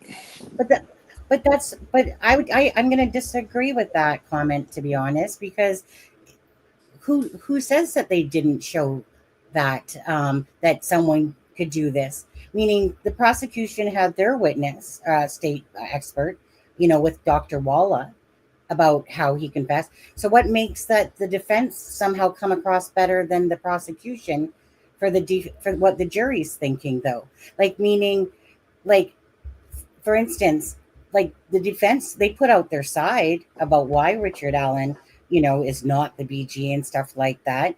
But like I said, it's kind of like, as a human being, common sense kicks in too. Of Yeah, you but know, see, you're so biased on it because you've been in it for so long, you can't see any other possibility. It's clear. Same with that's Alexa. not She true, though. talks about, I had this profile from the very beginning. So it's confirmation bias, and everybody has it. There's nothing wrong with it, but you it makes you, it's just impossible, like you say, when you get this invested in a case. These people coming in, they're not invested like we are, I think is what you said. That's true. Um, and it makes it very, very Well, difficult, that you can't see different viewpoints. But they got that guy in again. Um, Andrea said they didn't think the defense did very well with him on the van and pointing out the van was in social media. But it's clear for you, which I can understand, that he made those two statements plus his confessions. yeah, That's all they should need, right? but I mean, but what else do you need? no, but what I'm saying, but still, I mean, what I'm saying is that you sound like, when you're speaking right now, you sound like you're pro defense, that they delivered a great case, that, because what the experts say, they just disparage the fact that he even gave any of those confessions, because while he was under some sort of psychosis, that was what made him confess 61 times. Like, that's how it's coming across from what I'm hearing you say, is that, well, Oh yeah, yeah, they defense, absolutely did a and, brilliant case. and I don't A think that they did. brilliant case. I don't think that they did. Like, 61 confessions. right, It matched 61. his gun, and there. Why isn't this jury back in 2 hours? Those Be- lawyers are Why? good, and it doesn't matter which side people are on. They're like, and then Melissa. What did Melissa say? Man, the families, like, they think it could be a hung jury. And then one had a comment um, about the before the closing of the defense, and a family member, and then asked, I can't remember who it was, well, what do you think now? And it's they've done, from what I see reporting, that they did a very, very good job um, in pointing out where reasonable doubt could Well, lie. And so do um, you believe that RA is the BG, but that there's just I have not any? no idea. I wasn't there, and I wasn't going to get into the facts of this Well, I case. mean, I, isn't that I what this come case I is come about? here for you to show me the things, and because I can't figure heads or tails. I get into the expert stuff and where they're at on the expertise of it. But um, and somebody did a timeline. Um, it was brilliant about walking by each other, and then, but I don't know. How come the state didn't get one of those four witnesses, like you see in every other trial that you all have watched? Can you identify the person in this court that you saw on February 13th of year whatever? He They put didn't himself do on the that. bridge. Why? He put himself on the bridge, though. He did himself. See? If he didn't So confess, If Yeah, he didn't that's say that, this case wouldn't even be going on right now. They would have nobody. If he didn't self-report himself twice, well, you know what I'm saying, like meaning give the timeline.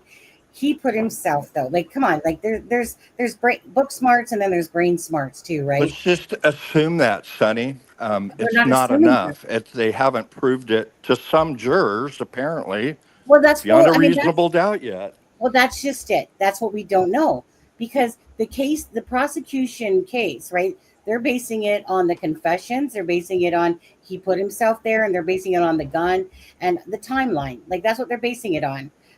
Does it flow in a You don't timeline? know. We Yes. don't know. Yes. Nobody knows. And anybody who thinks they knows is just a charlatan. They belong in a carnival. We don't know. Yes, I belong in a Juries carnival. juries don't know how they come to a decision. Well, that's You just could it. you could talk to them till they're blue in the face, which I have dozens and dozens of them. What was it about our case that resonated with you and you found person not guilty? Well, And that's just it, you'll though. just hear all kinds of things, and you'll hear things that you wanted to focus on, but you'll hear things you never even thought about. So, if the verdict comes back guilty, what will be your thoughts? If the verdict comes back guilty, what will be your It thoughts comes about back it? guilty, not guilty. I can see it either way. I think Mhm. there's plenty on both sides for a jury to come up And with I either do agree with conclusion. you. And the I last do thing agree with you. anybody wants to do is pull a Nancy Grace and pull a jury blaming thing, which, by the way, I haven't checked in Indiana, but in a lot of states, calling a jury stupid, like Nancy Grace did in Florida, is a crime. Attorneys can't do it because it's an ethical violation in every state. That's why she got fired. She tried to blame the Casey Anthony jurors and call them all kinds of Mm, names, but people yeah, really need to avoid that for a lot of different reasons. But I'll think they deliberated and came to a decision, and based on the that's evidence that's it. provided to It, them. it it's Right. tough, very tough with admissions. Mhm. And Travis, it's I not have that a I don't. question though. Okay, go for it. I'm sorry, Sonny. No, You're just having I was this gonna. great debate to need it. No, I was gonna say to Travis was it's not like I'm not agreeing with you that about like this case, right? It's been a sloppy fucking case right from the get go. Will prosecution have enough, considering that there's so many missed opportunities in this case of evidence that they could have had? So honestly, it's a flip coin to me on this one. Really, like I'm hoping for a guilty. Do I believe it's going to be guilty? I have no clue. Why? Because the prosecution side did such a bad job, and all these Google searches during the court case, and they didn't even DNA test Eric. Trust me. So I can see any of these verdicts coming back, right? With the information. Did the defense poke holes? Absolutely, they poked holes. But is it enough that the jury is going to feel like that they poked enough holes, or are they going to come back and go, you know what? Like, if with the confessions, are those confessions? Sorry, are they deemed that he was actually in a pretty normal state when he did those, or are they going to deem that hey, he was in a state of psychosis, admitting to that? So either way, too, this isn't like this done deal case. I hope that they come back with a guilty verdict based upon my own decisions of listening to what I have heard and what I know about this case for all these years. But it's about the evidence that they presented. Like, do I Mhm. feel? I'm hoping that All that they're it going to is. say, But to go ahead, Charmaine. I have a few questions, but I'm going to start with this one because, and it triggered me because Travis said that he's dealt with dozens and dozens and dozens of juries and trying to figure out how they come to their conclusions. With that in mind, what are you thinking about the timeline? and not specifically, but like a quicker verdict? Does that usually mean not guilty? The longer it goes, um, can we just surmise that they're just really considering the evidence, or are we, is there anything in your experience that can tell us that, maybe they're stuck on something, or, um, you know, is there anything that anybody can read into? Not even how long it's taken. Let's be real. It's only been 3 days, right? I would have thought not guilty would have come in 4 hours, but there's Mhm. things about this case where the way she's having them deliberate, and um, so some are saying first day only going to deliberate for 2 hours. Others said she sent them back to pick a foreman and then they're going to break for the day. So I don't know whether they actually deliberated the first day or not, or what they were told. And I just haven't had the time to go in and dig and get an accurate answer on that. But Have you then ever seen it before when a jury will request to leave early? Like, is that normal? Yeah, it's normal when they're going to be sequestered, um, Well, or wow. they've been sequestered, but it's normal, that they're going to have to update families and whatnot on and work on. Okay, it's we're done with the evidence. Now we're going to start deliberating, and this is going to be the schedule. Yeah, a lot of times they're wiped out and need time to decompress. I mean, there's plenty of you know YouTube hosts, creators that took an opportunity. People were sleeping in that first day, but yeah, that's normal. I've had juries tell the court, we don't want to end at 6. We want to keep going, and the the judge does everything they possibly can to accommodate that, and the staff gets all upset about it. Court, because the court reporters got to stay there. Court clerks got to stay there. Security's at most courthouses, they need to be down there anyway, but some not. They probably don't. So it's very expensive for the county to stay late, but I'm surprised there hadn't been more notes about this is what we'd like to do if possible. Um, like, we'd like to go until 8 o'clock tonight, Saturday night, because there's some on the jury that are veterans that want to take Veterans Day. I don't know, but I mean, I've seen all kinds of stuff. I had a nursing mother on a jury, and Well, they worked around that to for her to pump milk on a regular schedule, and then that was picked up, and her newborn, or I don't know how old it was, but her infant or newborn was fed on the regular schedule. But they were like, well, if you want to get, if you don't want to do it, she goes, no, I want to do it. I just wanted to let you know. And they're like, yeah, we'll work around it. We'll make this work. But we want to be sure you want to do it. And so they asked us, and was, no objection. And so, I mean, they'll do all kinds of things, but right now it's sounding like, she's running her schedule, but I guarantee you, if they get a note, they're all Allen County, they're her voters. So she gets a note and they're saying, we'd really like to spend one full day doing this. Is that possible? Thank you, Mark.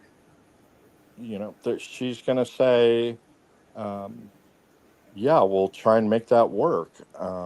But these half days she's running. But we don't know the whole story. So in fairness, there may have been some issues. Evidently, the youngest juror, who was an alternate, a young man in his 20s, he was gone at some point, never came back, and so it's down to three alternates.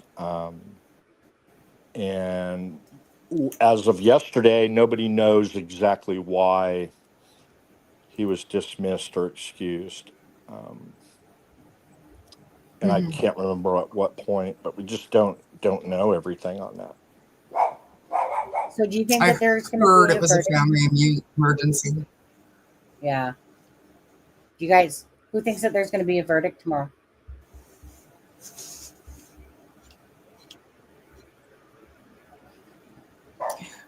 I keep Charmaine? saying every What do day, you think, tomorrow, Charmaine? tomorrow, tomorrow. Like I I, say tomorrow or Tuesday. tomorrow, and then when it doesn't happen tomorrow, I'll say Tuesday, and I'll just keep pushing it a day. Yeah. I mean, I can't. I I'm so. eh, just because I don't want the families to have to continually going through this, and the only real way that this ends is an acquittal, and that would break my heart for the families because they'd be left with so many answers for the rest of their lives. But now mistrial would be a new trial more than likely, or a conviction is going to be appeals. And I mean, when does it end for these poor people, Rick Allen's family included? Like, when does it end? And I know there are some people that have no sympathy for Kathy Allen and his family, but I do. I know what it's like to be a family member of somebody accused of doing a horrific crime. I really do. And they've done nothing wrong. Whether you think she knew, or she has bias, or she's in denial, whatever, she's done nothing wrong. So it's not a good position to be put in. So when does it end for them? It Well, never ends. The only end for them, I mean, it never ends. I want the jury themselves. Like I don't care that it's going longer because I want them to look at every possible ways, whether it's for the defense or prosecution, and that a bright jury comes back with their honest decision of how they feel with the case. So whether that's an acquittal, whether that is guilty, whether that is not guilty, I want them to relook and keep looking at that evidence of somebody, because to me, I would think that because this case is not, I mean, we're talking about like lots of evidence to look at, lots of things to go over. This isn't this case that you go, oh, yeah, for sure he's guilty, like meaning, like, even if I say that out of my breath, that's me personally. It doesn't mean that that's how the jury's going to see it. The jury, I just want them to do their due diligence properly, take their time, go over whatever they need to, and whatever decision they come back with, I will be happy with. I will be fine with, because like I said, it's the hands are in the jury. So what do you think, Travis? Monday, Tuesday, Wednesday? Like, if depends how you see it, because some people. Charmaine, do you agree with that? No matter what verdict comes back, Sonny's going to be happy. Oh no, I mean, I'll be sad, but the thing I is, think, I mean, everybody is is so what it is. emotionally invested. You're going to be ticked off. But it is what it Nobody, is. I don't think um, there's a certain cluster of channels that I think will promote rioting and the rest of it, no matter which way. But I think for the Yeah, most I've part, I've seen that. I think I know everybody's the one resigned you're. to accept whatever the jury. Yeah, Yeah, they and I in mean, so that be it. chat that I've seen, and in Frank Meister's chat, someone said, "Oh, if it's guilty, he won't make it. Richard Allen won't make it out of Carroll County." And I just thought to myself, "Oh, fuck." Yeah. Well, fortunately, Frank Meister worked in mass media. He'll put an end to that, but unfortunately, he didn't. Said, "Yeah, you got that right." Just this machismo bullshit, idiocy, which, Richard Allen is going to have, nothing to worry about in terms of getting out of the county. And y'all heard on radio, same thing. We're going to take Richard Allen to that county jail and get him changed out if he's found not guilty, and he'd be released from there, and it's going to be in a different county. Plus, his attorneys will have something set up where he's taken, and anybody that's following him. Same thing happened in Casey Anthony. All these people said, "Oh, we're doing this and doing that," and you know, they're all real tough behind a keyboard, but they're they're staring at a 6-point badge and blue Yeah. and red lights behind them, and they just they wilt. Um, they wilt like the pansies they are. Yeah, So there's a I bunch of mean, loony birds it's out there, Travis, though. people stirring up crap over nothing. Yeah, they're But kind of how many Yeah. hours have they been out? the 14. That's what reasonable I heard. people out there are going to accept it.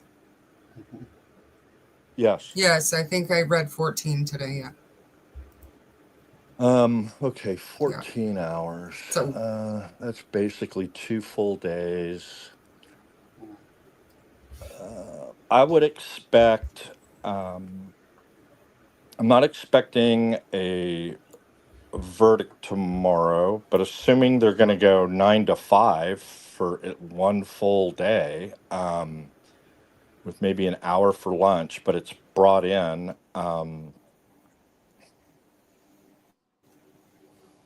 And this thing about they're allowed to talk as long as they're all together, that's weird. Do they go back and talk about things at the I hotel and yeah, I don't think they're allowed to do that during deliberations, Travis. Like they were allowed to do that during testimony, but not during deliberations. I've heard they can only discuss the case now at the courthouse in the deliberation room. That's what I've heard. we have the final instructions. We have the preliminary, and the preliminary said, yeah, you can all not talk about it, except when you're all together. I'll have to go back and read that. Mhm. I don't think it said in the jury room. I thought it just said when you're all together, that's unheard of. You just Yeah, and I think never that ever hear of that. It's like you don't talk about the case until it's finally turned over to you at the end of the case.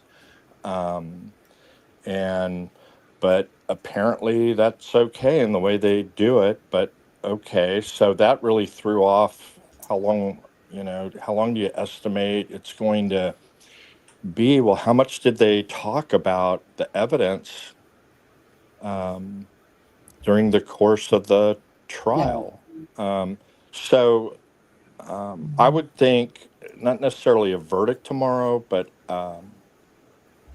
start to see some questions maybe about listening, maybe to more exhibits. Might get a question for a read back, but I heard already covered something on readbacks. I didn't hear that it was foreclosed, but very difficult for the jury to get. But they may want to read back, or they may say, may ask a question about, um, what if we don't find kidnapping under instruction 3, which is the felony murder? Um, Mhm. which I mean, that But would that's how be you know that they're getting close, right? Because they're at the jury well, floor. no, that means they're miles apart. What if we don't find kidnapping on the felony murder? Kidnapping's an element. And then how do you answer that? And the Mm, answer would be, if you mm, don't find kidnapping on instruction 3, you must find him not guilty.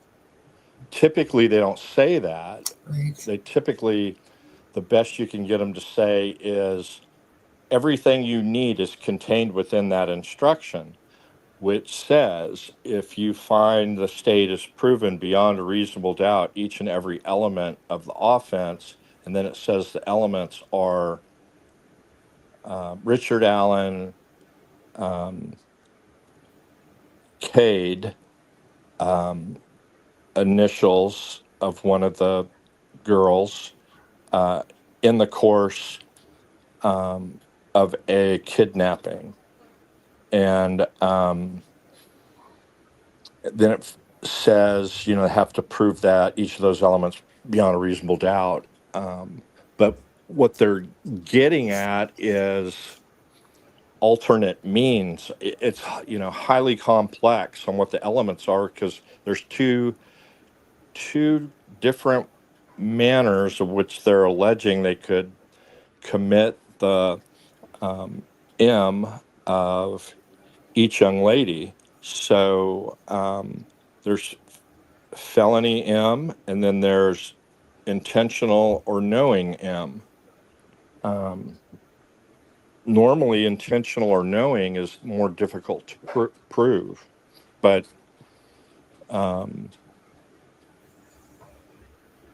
juries sometimes can get really wrapped up on technical stuff, just depending on who's the jury. And I don't think they are. The nature of the injuries is clear that the person who did it intended to cause the result. It was no accident, clearly.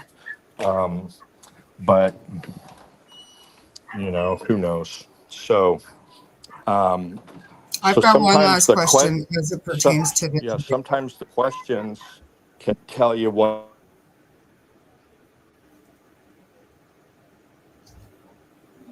He cut out there. His face is stopped. You cut out.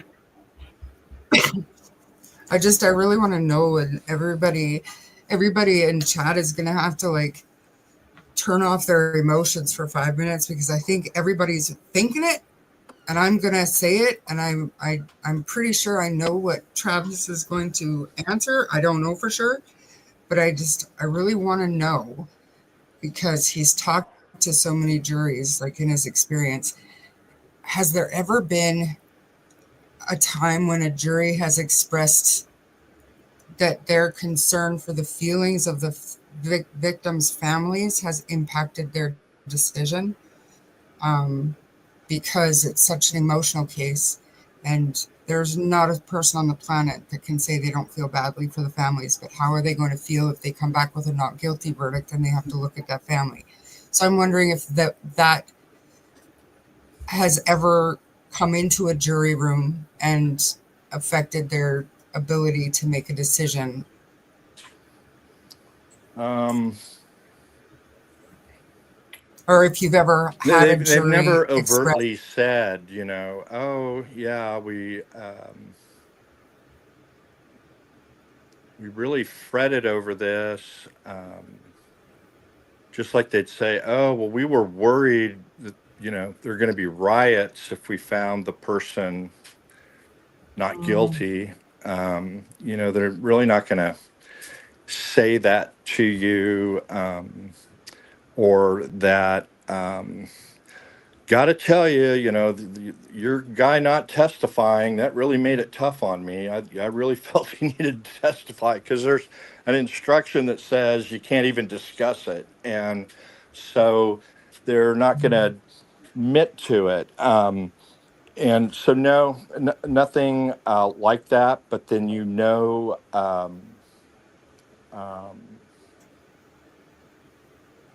there's pressure on them when the high profile cases I've done with peace officers, that jury's walking back in and they're looking at my guy right in the eye, and they can't even look over at the victim's side. and I know we've won it. There, it's not lost on them that there's a person who was unalived, and there's relatives of that person, and it's difficult.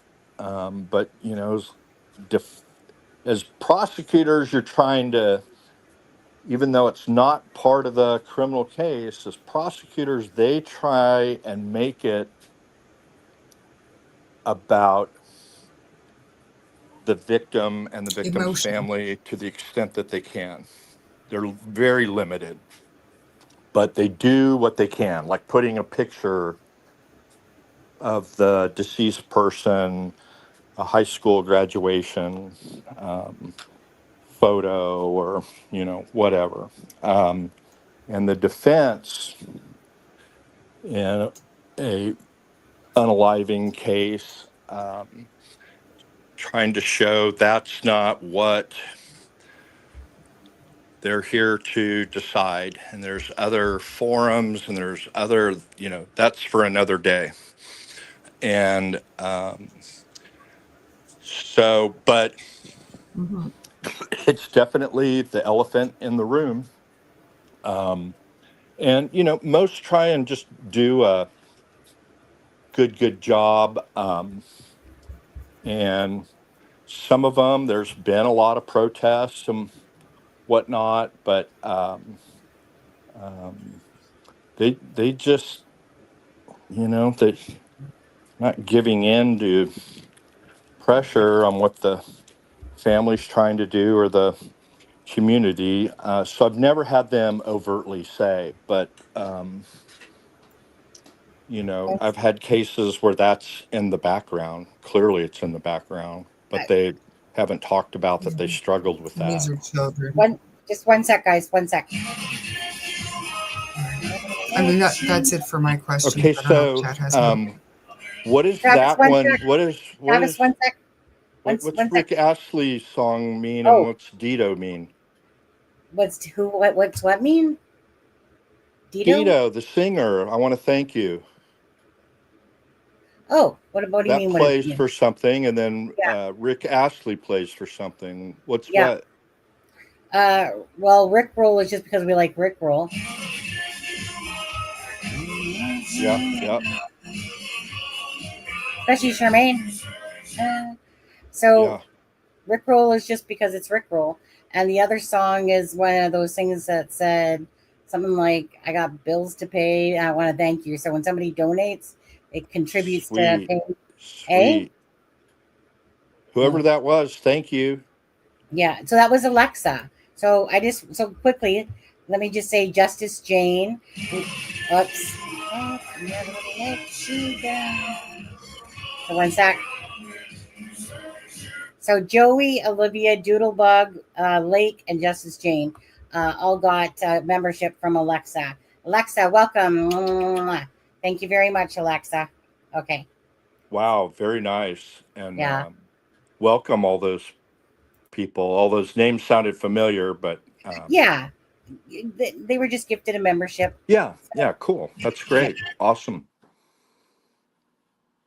I thought I want to thank you played every time somebody liked something I said, and Oh, I'm sort of disappointed. I a don't little have bit a song. biased. I don't have a song, Mm. and That's kind of a good idea. I'm not getting very many likes.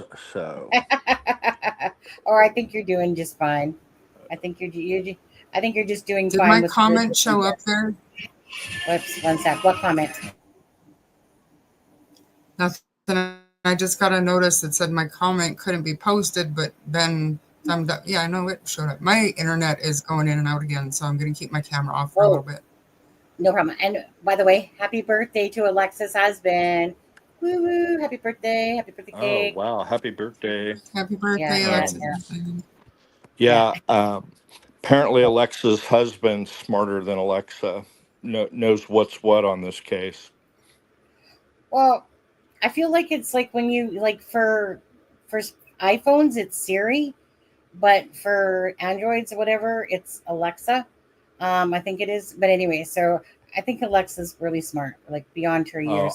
I'm kidding. She knows I'm kidding. Alexa's very, very smart. Everybody in your chat smart, Including Sunny, Travis. including Sunny, the host. There we go. You heard I'm it the here, guest. I'm the folks. new male guest host. We needed some testosterone in this I think he channel. said guest ho. He's a guest ho. He said Yeah, but uh, that. the Anyways, yeah, okay. Go on. Go. We can go back to thoughts there. Go ahead. Thank you, guys. yeah. Yeah. Thank everybody who did that. Where were we, Charmaine? Somewhere between there and there. Um, yeah, well, no, Oh, I was I answered just the listening to you question talk about about did juries and you know? families and emotions. Yeah, and um, so the DA's office has victim witness coordinators, and they come in and they get with the families, and you know, depending on how much the family wants to be involved, but most of them want to be involved to the fullest extent that they can. So they bring them over early and show them the courtroom, and this is the area that will be for you. And then they tell them, look, they explain what the roles of their office is, the prosecutor's office. They don't represent them; they represent the state of Texas, and um, they're going to do everything they can to get justice. But their mandate isn't to get a conviction; it's to do justice, and they need to understand the difference. And then they explain what the role of the defense attorneys are, and that no matter how much you might dislike the defendant, don't confuse what the defense attorneys do and the defendant. They're completely separate. Defendant has a right to the best defense available, and um, they're A not going fair to and public attack trial. you. Yeah, they're not going to attack you or your family, or they're not going to attack your daughter, your yeah. loved one. They're just um, going to be pointing out, different aspects, and that's just part of it. You're not allowed to wear buttons with your picture of your daughter or son on them. You're not allowed to wear ribbons. I'll be right back. I gotta go pee. Be right back. Be right back.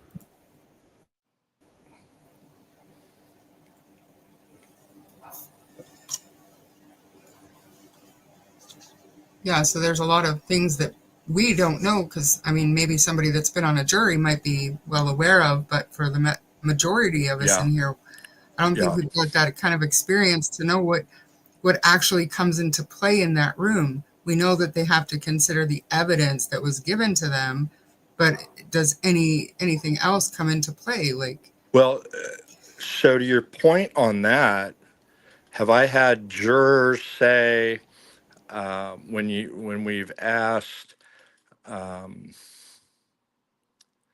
and say, I was really worried about, and I'll tell them because I didn't have enough time to cover, or I forgot to cover so and so testified about, and then they'll finish my sentence and they'll mm, say that so and so can, blew that out of the water. They said, oh, two of us had notes on that. And, they try really, really hard. I'm fortunate. Travis County is very highly educated. Um, and so that helps with expert testimony. You don't need super highly educated people to talk about timelines necessarily and whatnot. But, generally they're trying to do the right thing. And, yeah, they understand if you let emotion take over, doesn't matter which side you're on. Um, if emotion if emotion takes over, they're going to reach a decision, probably not based upon the evidence. Um, true enough. Now, something with your personal opinion. I'm curious to know if you think not putting Kathy Allen on the stand would be a mistake. There's a lot that she could have, I think, done for the defense, and I don't really understand why they wouldn't put her on the stand. What do you think? Because she was on the list. Okay, so it's going to be a few different things. So you got to put everybody on the list, even if it's 1,000,000 to 1 shot. You're going to call them, but if it's 1,000,000 to 1 and you don't have them on the list, you can't call them. And Fair enough. so, like the person, the FBI agent, and you're not getting them, so you got to bring in that Weber guy and hope he's honest. And but so they got the his half sister and his daughter, which went pretty well. 4 or 5 questions, same for both. Love them, yeah. Would you lie for them? No. Ever assault or molest you? No. And so they've shown that some of those confessions, admissions are untrue, assuming they believe them. The state didn't even cross-exam, which is probably a wise move. And so I don't know enough about what Kathy could add, and then what could the state do with it. They could ask what these people were speculating about in terms of when she went in, and something about, were you on the bridge that day, or what? Really could have raised a lot of hay with that. And I think the defense thought that after the jury saw the videos that they were sympathizing. Well, I think you used the term, and others have. The defense did a really good job of humanizing Richard Allen, which, you're representing Jeffrey Dahmer. It's pretty hard to humanize Jeffrey Dahmer. Or you're Right. representing some of Vallow. It's pretty hard to humanize that guy, but they did a really good job of humanizing him, and then maybe even got the jury empathizing with him with the thing that Max put together. And then, why risk getting Kathy up there and then have the wheels come off? But if for whatever reason his sister and daughter couldn't come, or whatever, wouldn't come, then they would have had no choice. I mean, look what happened. I thought I heard the first week his mom took a header bad and couldn't Yeah. make it to court a few days with a face injury. She fell so. I mean, anything can happen, but that's what I think why. But then it's just interesting, the Tom Weber, who I like and I met on here. Webster. What's that? Webster. Tom Webster. I'm bad with names.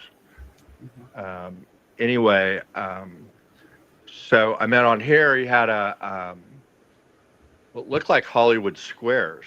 I know. And the former co-host of this show, I think, was over there. But anyway, but they're all talking about. It's just funny when you run out of stuff to talk about when there's no evidence coming in and there's no science. oh yeah, he's coming in. He'd come in and look over at his wife, uh, and then Well, it was a very Kathy one-sided. was sitting next to Bob Mata, and then he was looking over and scowling, and I'm just like, going, It was a give very me a break. one-sided channel. You, Yeah. I've just gone, oh my god. Um, Yeah. My it thought is with Kathy Allen was she could have pieced together that entire day for them. Like she could have been asked, like, was he doing laundry or did he really go for lunch? Or, there were good point. some questions, but I Good. understand the prosecution could have ripped her apart. And Probably, to be honest. Right, because was the defense able to allude to a couple of things? Maybe not. That Definitely doing what, Bossy? like she would be able to establish what time he got home, right? yeah, Perhaps there you were a know. lot of things about that day that I would think the defense would want the jury to know. Did he It say he surprised went me that they didn't home? call her, but Did I he understand. say? Did he say he went home after the Yeah, trails and the bridge? Yeah. yeah, yeah. Um, I just thought it was great that even the folks that had everything figured out, and then some evidence came in, and especially where he was walking when he was muddy and bloody, and um, um, this, and people said, "Oh, well, I already had this figured out," and that, and then he would have been walking here, and then it's like, okay, well, he's where? Why isn't he on the video if he's walking here back? Why Right. If isn't he he's on the walking, video? why is he not on the Harvester video? If he's walking down 300, like you said, then why isn't he on the video then? You would think that we would have saw that then. Like, where did he go? Because if his vehicle's at the freaking CPS building, then we would have saw his ass walking by the Hoover Star Harvester. Where is that? Why isn't that there So then?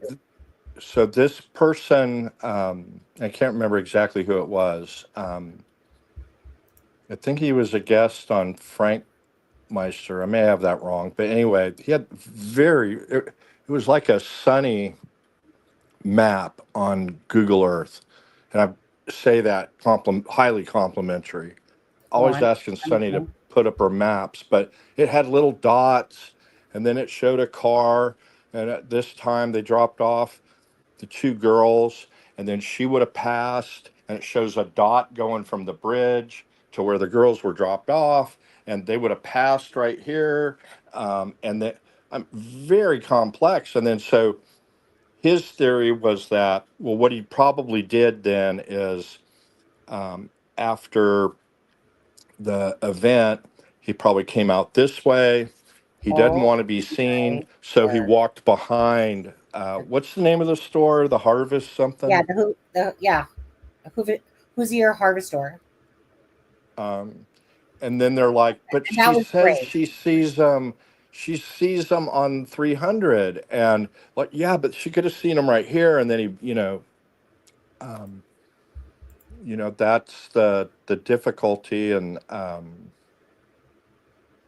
there's just a lot of stuff to shake out, and it could easily be. I've had a jury out for 4 days. They didn't send one question. Never said they were hung. Never said we're deadlocked. Um, they said they talked about the evidence for the first 3 days, and they wanted to talk about everything. And then after they reviewed everything and went over it in detail, the fourth day they deliberated and reached a verdict by noon. And then they said, well, since it was noon, we ordered lunch. So they came back at 1:30, get their last lunch on the county. But Yeah, they just because we don't tell juries how to deliberate. All we tell them is in the instruction, you're going to select one of you as a foreperson. In Massachusetts, the judge selects the foreperson. I never heard of that either, but they pick one, and then they'll preside over your deliberations. It might be a little fluff language, but I mean, there's no set procedure, no set um, order on how to do things. And so they may do it like they see on TV, or, who knows? But this jury I had that was out 4 days, they didn't take a vote until the fourth day. So you just never know. And there is a buttload of exhibits for them to go through, and it might be because they wanted to compare the voice. I don't know. Go ahead. No, is what Lala said. I don't know enough about cameras myself. She said, probably because the camera isn't triggered to record a walker, just a moving vehicle. I don't know. Well, people talked It's about, usually it's not the opposite, the way that sensitive enough technology works. to. Sorry. Who's going to go first? Or Charmaine. if the driver is going fast enough, then the camera's not quick enough to catch it before it's passed already, whereas a walker is slow enough where it would catch it. Movement is movement. That's in my experience in some of the investigations, and I do that with quotation marks, but that I've had to do, and I've had to go back and review security cameras. That's what I found a lot of times, that if it has to do with a fast moving vehicle, chances are I don't see what happens directly before what I'm looking for. But if it's a walker or just even movement in the background, it'll trigger the camera. So I don't know if you guys can see this, but I've got can you see that? Yeah. 12 cameras around the exterior of our home. That's infrared, and if it detects any movement, it sends an alert to our phone with a 6-second clip, and 12 of those around the house, and one that's like a ring, but it's with our security company, and they pick up any movement, car, people walking down the sidewalk, neighbor's cat pissing in my yard. I send that to my neighbor when they try and deny, that's not my cat. Catches everything, but systems are different on the sensitivity. But I heard people saying, but again, it's interesting.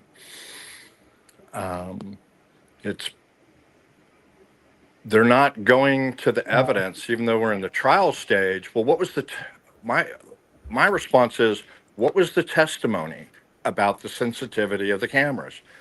Well, there wasn't any, but they're all going to know. I'm just like, no, they're not. Well, they're all going to know that water could be sensed as headphones. I mean, that jury, whichever way they're going, or some are made one way, some are the other, they ain't dumb. Right. They are not dumb. Nope. And they had tough questions for both sides. Very tough questions. And just quickly, Charmaine, is it? Correct me if I'm wrong here. So, did the prosecution only have a picture of the vehicle? Did they not have the actual physical video? That's right. That is correct. So are you talking now about whether or not the jury is allowed to view the video? I think that was something that came up, that the jury could review the video, but during trial, the exhibits is just pictures. That's right. Yeah, it was just okay, but they did have the video. Yeah. Of the Harvest store? They have the video, but for whatever reason. Yeah. But they just took the picture so they could capture it to show the jury type of thing. The screen capture. Right. That was one of the things that they got in their exhibit printout, because they got the exhibits printed out and given to them, Mm, except for the audio and video files. mm.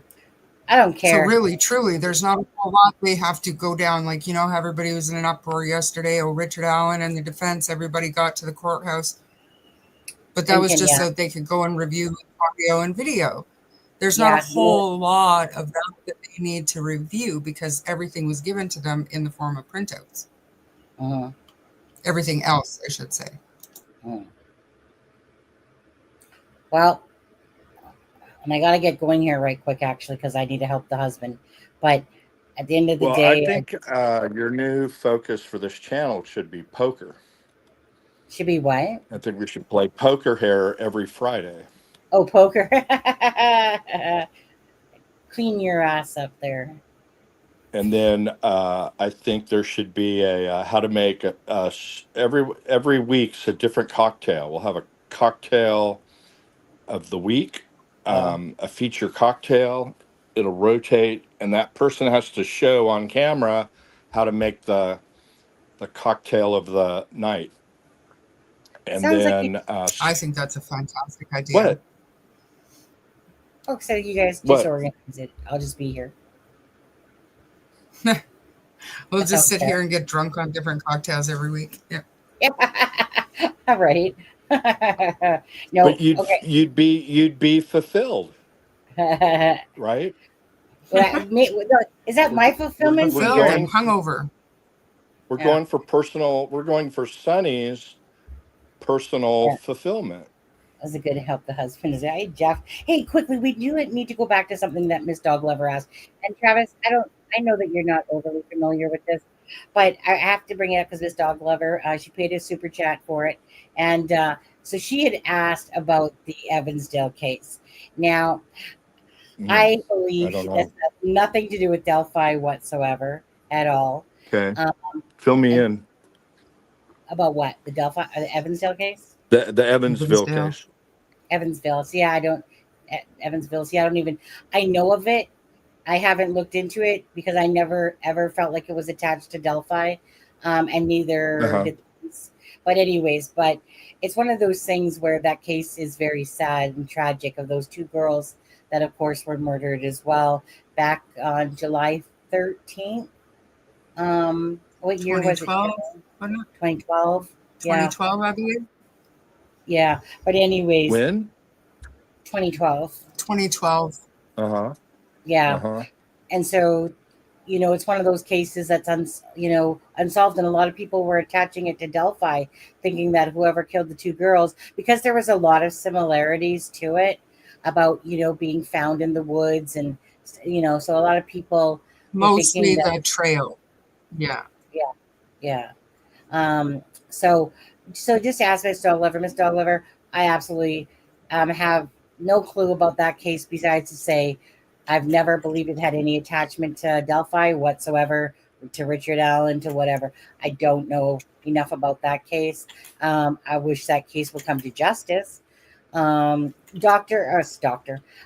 Crime Web Steve and a few of the other creators, have really been working on that particular one, the Evansville or Dale Evansville, Bill. I always get that wrong. Dale. Evansdale. Oh, Evansdale case. Evansdale. I know. I don't know why And I then was thinking. you hear Flora brought up a lot in Delphi channels, regardless of Yeah. it's Yes. a defense attorney channel or prosecution channel or whatever. You see people in chat or the people on the panel. Lot of Flora, and I haven't been able to figure out. I know that's in the same county. It's in Carroll County, and I know 4 girls died it? in a fire. Right? That was Yes. intentionally set. Yeah. Okay, and they know it was intentional. And then, what's the connection The with Delphi? the the murder, unaliving of Abby and Libby. Same detectives involved, or what? Well, that and the other attachment would be that okay, it's more or less a lot about the corruption of it all and that the same people and whatever, but it also because Corruption or ineptitude? There's a big both, difference I think. between Well, corruption and corruption, ineptitude. more of say corruption, to be honest. Mm. And the other thing Okay. would be that Becky Patty, she appraised that home a few months before it happened. So because of Delphi and like the family and stuff like that. So to the people that were accusing, the family thought that looked suspicious. That Becky Patty was the appraisal of that house a few months, like 3 months sooner and stuff Mhm. like that. So it just became an attachment. And I mean, I never thought it ever was an attachment, to be honest with you. Like, I thought maybe some of the same people, perhaps this is when Delphi was thought to be multiple people at the time. But I think it was because of like the whole meth thing going on and drugs, and the house was set intentionally on fire, whether it was for money or whether who knows. I don't know Yeah. enough about that case either. I know the gist of it, but not in depth, because it's just, if I deem it that it wasn't an attachment to Delphi, which obviously I was following Delphi and Karina McClurkin and stuff like that. So those, even the Karina McClurkin case, was one of those ones as well, where nobody knew who the BG was, and they were attaching these other cases around it, thinking that possibly it's like the same group or dude or whatever.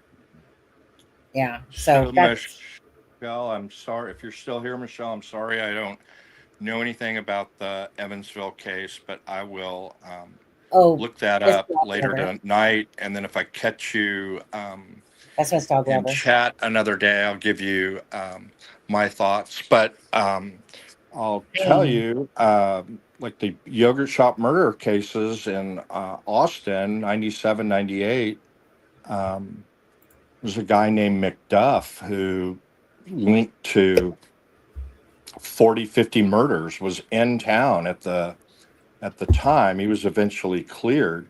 Crazy. Um, but they were looking at everything, and that's what good detectives do, is look at everything. But then sometimes they don't look, or they overlook things. And so that crime's unsolved.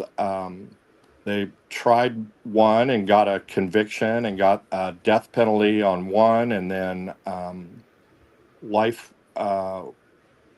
with the possibility of parole because he was under 18 on another. Um, those got reversed, and they were going to have to retry them. DNA.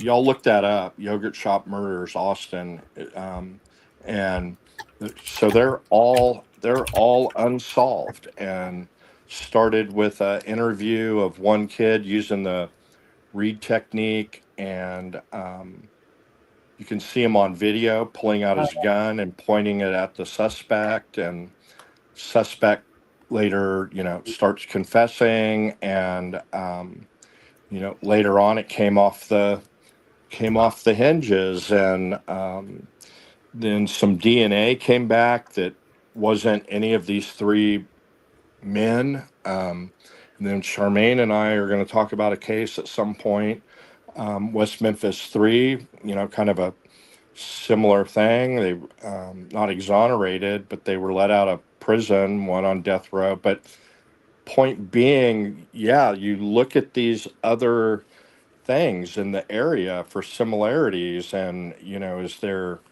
things going on? But I'll look at that, and the next time I see you in chat, Michelle, I'll give you my thoughts about it. Thank you for the donation. I think Sonny mentioned. yeah, So Miss Dog Lover. I think Charmaine should sing the song "Sunny." Sonny, If thank you for the love you so, brought did you my know way. about those lyrics? Sonny, you showed me the facts. I can't sing A to Z. Yeah, Sonny, Sonny, But Yeah, it's about digging it's for the truth. Yeah. yeah. Isn't it what's Sunny, his name one again? so true. I love I you. love Was it? you. Go on, say it. I thought so. I know that, you know why Travis is that just goes with what's happening in the chat. There's a bunch of sleuths out there all freaking passing phone numbers and emails, and it's like speed dating that's going on. I swear in the chat It's right a now. data. It's the new direction of the channel. Yeah, It's it's gonna be. Sunny's They're dating sending me scene. their It's phone great. numbers. Yeah. Eh? What are they doing with their phone numbers? No, They're being sleuths. They're passing their numbers around. Freaking A to Z stuff. Cool. Probably Well, gonna. there was some stuff last night. Oh no, there was another chat I was in, or maybe it was no. Was it this one? There was like getting steamy. No, maybe it's another one. Um, can't He doesn't remember. even say sign it. Your finally. chats are great. Your chats are so great. Look at. You have good Sorry. people in your chats. Well, by the way, okay, I do need to get going here, but you got to spell my name right. Sunny. If you're gonna say it, you got to spell it right. Now, so Ivy had answered me back yesterday, but I had already looked to Who are see you if referring to? I spelled it Sunny every not time that you, way Mary last C night. over here, spelling it all wrong and Oh, stuff. okay. Yeah, you put the U where it belongs. The U. But anyways, Sunny. Okay. yeah, go on, Sunny. Um, But Ivy was in chat yesterday, and then Charmaine was like, "Ivy, why don't you come up?" Right. So I messaged Ivy. I'm like, to ask her, and I looked for a couple minutes for a response. Didn't see one. After that, leaves my brain. I go to close off everything. I usually look at Messenger, see if there's any messages I need to answer back. And there's Ivy going, "Well, if you want me to come up, yeah, I can, no problem." And I'm like, "Too Oh, late." for Pete's sake, you missed it, I man. know. It's not my fault. I looked when I asked and I didn't see anything. And so, yeah. So, anyways, so here's this message from mine going, "Oh, yeah, I will if you want me so on to." a quick, serious note, 1 minute or less. 4 or 5 months ago, I can't remember what case you were covering. It may have been Sebastian. It may have been that girl with her stepfather and her weird mother down in Florida.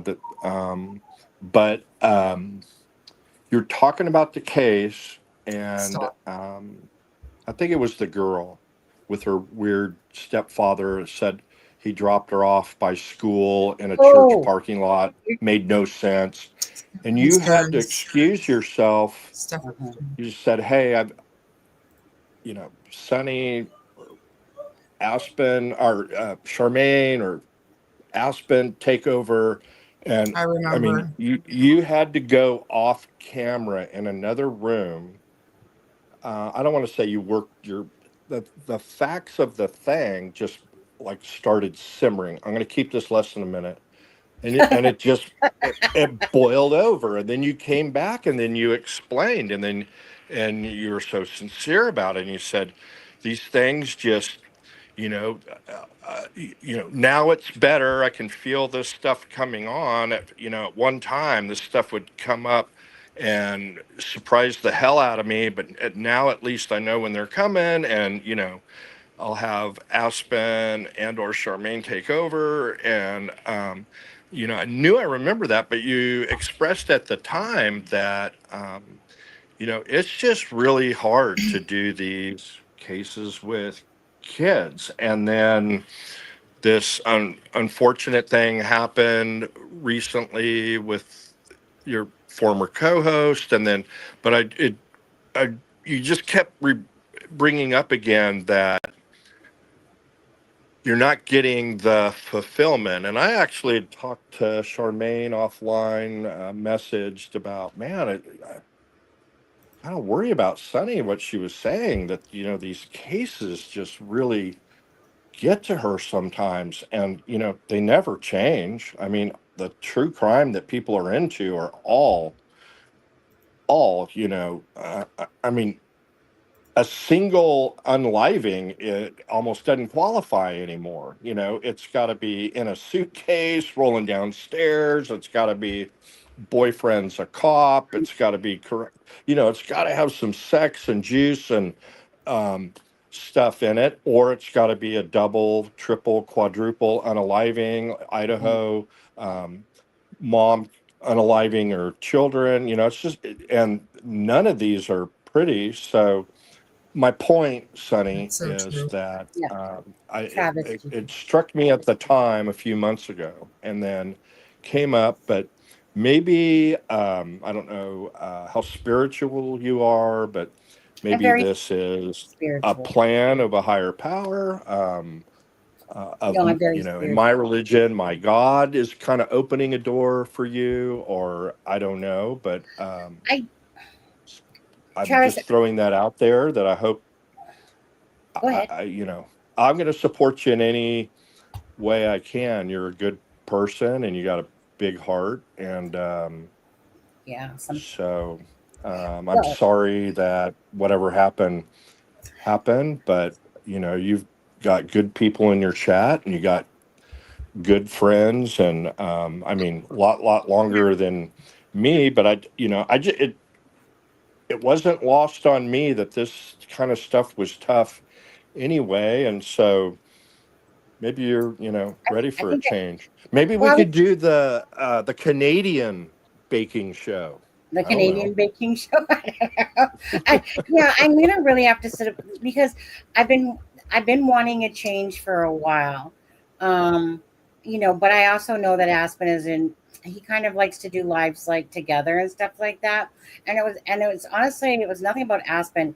It's just what I need to fulfill me properly because I have to always follow my heart with things, and I'm just not happy with like for myself. It's not nothing about like the cases and the people and everything.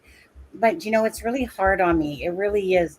And so because when you have like when I have such a bubbly personality outside of this all, and then I have to deal with especially stuff at work all day, everything is problem fixing. Okay, the stuff I deal with all day long is about issues, and then to even on top of that have to deal with something that doesn't bring me happiness in the way of that I don't like. I don't like the pain of listening to that somebody put a little child in a suitcase, or that two girls were sliced in their throats and murdered and stuff like that. It's very heavy on my heart. And meaning I don't even know what it is exactly, Travis, but I just need to find something that's fulfilling me where I actually feel like that the work that I'll do on the channel or whatever it is I do, that it Matters. motivates. Yes, that it matters because I always have to feel it. And for a long time I haven't felt this. I never intended on being in true crime. I never did. I didn't expect to be here. I never even wanted to be here. It was just one of those things. I started covering the Suzanne Morphew case, and I honestly never intended to, even do that. But I just was so compelled by this mother that had this beautiful, bright aura that just disappeared on Mother's Day. And but it was like if I was being true to myself, I would rather have a just ask Sunny, like about relationship channel. I would rather do something that's fun and whatever, because that's who I am, than this whole um stuff about death and stuff like that. It hurts my heart so much to always take on people's pains. And I don't like that happens because it's hard on my heart, but especially when children are involved. So it's very draining, and it doesn't make me feel fulfilled because it's not the core of what I of like who I am, is covering deep seated, sick, twisted fucking people out there of the world that take children's lives or people's lives. If that makes sense. It's just No, absolutely. And but Charmaine, you remember the thing I was talking about? You said Yes. Yeah. what what what do you remember? She was going over the probable cause affidavit for Stephen Stearns, and it was very detailed about the photographs, oh yeah.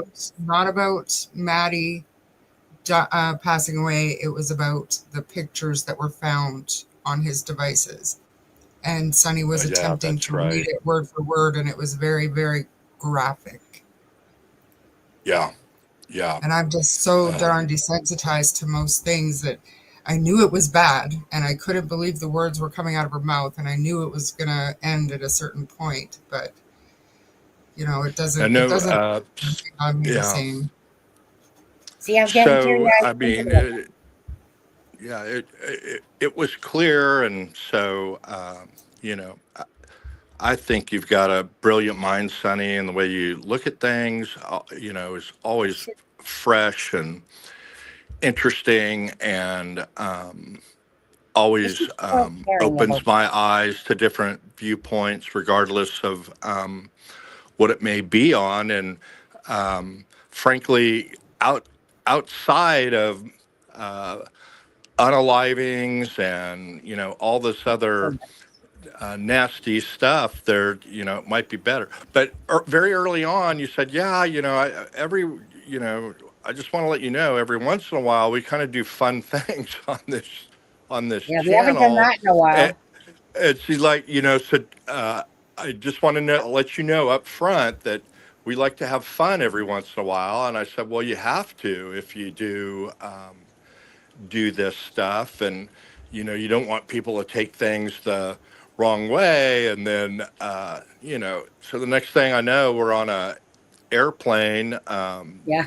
going to San Francisco, having fun. But yeah, I I need think more of you those. have to keep the right balance.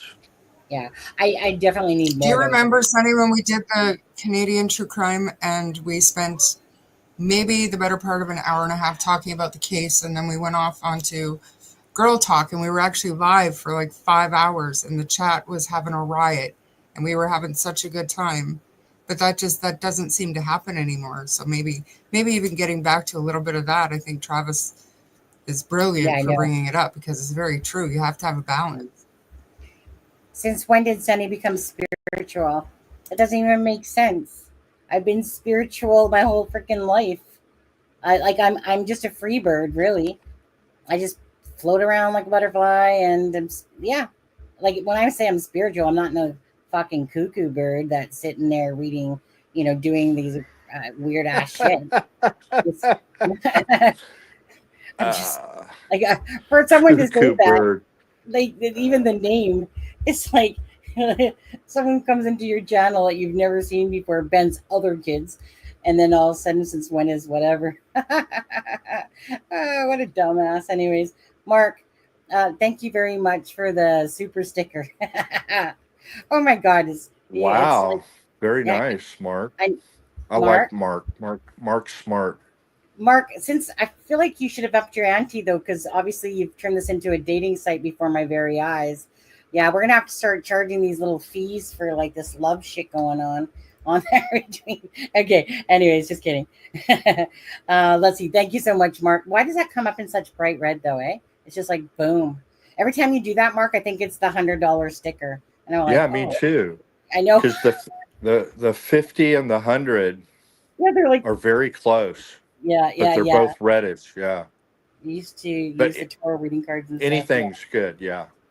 Um, Yeah, and I used to but talk with Jeffrey. no, true. And at first, I thought maybe that was going on with your One of them former are missing. co-host, that he got out to the trial and then sees all these people there, and maybe automatic. And Charmaine's done a really good job. These people, the defense lawyers that are covering it, the three lawyers. Lawyer Lee, I don't think does defense, does more civil, but they're not out there, for Oh, rolling in the money doing it. It's to get it covered because of what the restrictions the court has put on. But I mean, I just thought, well, maybe your former co-host got out there and it's like, oh my gosh, this is, we got, they're paying people to be in line, and could have been disillusioned. This really isn't about the families of these two girls. It's about something else. And maybe it just dawned on him the first time. I don't know. And then there are many, many philosophical levels to true crime that a lot of different people are true crime fans for a lot of different reasons, sometimes multiple reasons. They like to solve things. Not really into the gore, but there's lots of peer-reviewed studies about it that I've been trying to get through and read to try and understand what motivates people to be into true crime. And there's a lot of different reasons. One of which, for a lot of women, is there, but for the grace of God go I. They want to, they look at similar situations that, yeah, that I've got two daughters, same age, and what's the difference between, you know, what happened to their girls in comparison, to my girls, and it,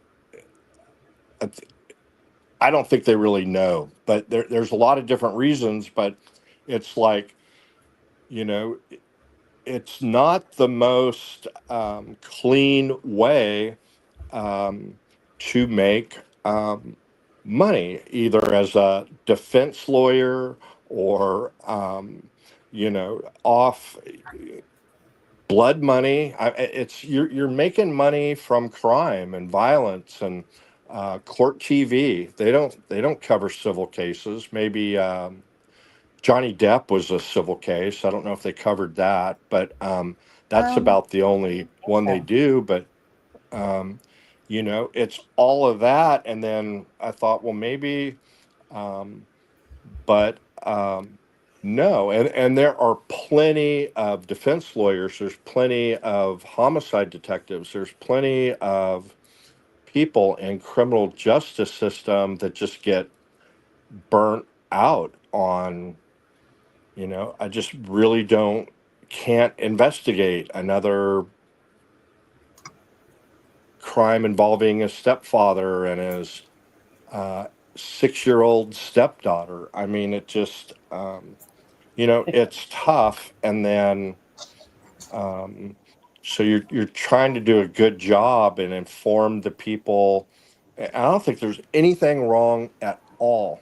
People interested in true crime. It's big. I didn't even know about this crime con stuff. And I mean, yeah, it's it's getting better. freaking huge, huge. Yep. Now it And is. Yeah. Yeah. well, it's always been huge. It's Well, just been a much more limited market. You know how much money Truman Capote made off of True Blood? That one book set him up for life. He like, never needed to write another book, I and he I'm gonna made get up half the Todd to write crap. me one. And- Right, Travis? I'm gonna get Chris and Todd to write me a book. what's that? I'm gonna get Chris Todd to write me a book. Who's Because he, that? the one that solved Delphi, the one that solved John Bonet, the one that solved OJ case, the one that put that stuff out there with Diddy.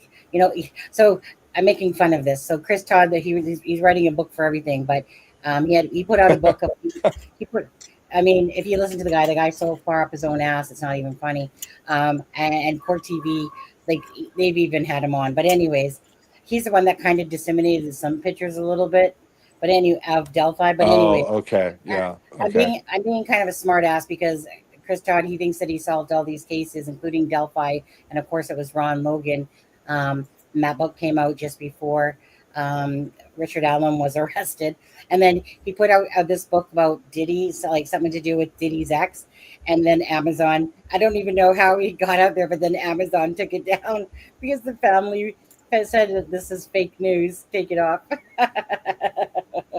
right, I Don't just right. forget laugh. he also solved John Bonet. Yeah, I already said that one, John Bonet. Yeah.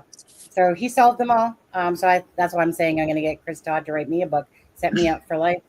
Yeah. Well, and then um, y- I first went on YouTube channels associated with Stephen Avery case because several friends asked me about after they saw Making a Murderer, and they were really upset, especially about Brendan Dassey and the way he was defended in that case. And then, so I went through all of that, and then when the second series came out, was kind of trying to get up to speed on things, and went on a couple, and then so much I more disjointed, much less like production skill, like this channel and others, and then just the numbers. They were hovering 2,000, 3,000 subscribers, and they didn't even have paid subscriptions at the time. They had don't just starting to do donations, and anywho, so started doing that, and then came into this thing, and then you had thousands of subscribers, and then a couple of the lives we did on the legal part, there were hundreds of people, especially the oral arguments. And then Karen Reed came out, and I started running into people like Lawyer Lee and True Crime Grizzly, and just looking at the numbers, and I'm going, holy cow. yeah. And some of um, Melanie, she's from New York, blonde. I'm so bad with the names of the shows, but she covered Karen Reed, and 150,000 subscribers, thousands, watching. And yeah, they go show, they're timing it. They're not following the stuff from the inception. And it's basically they're looking at when trials are coming up. She covered a trial in Las Vegas on a reporter that I knew really well, because I practiced in Las Vegas for 10 years. And I ended up watching her coverage the most.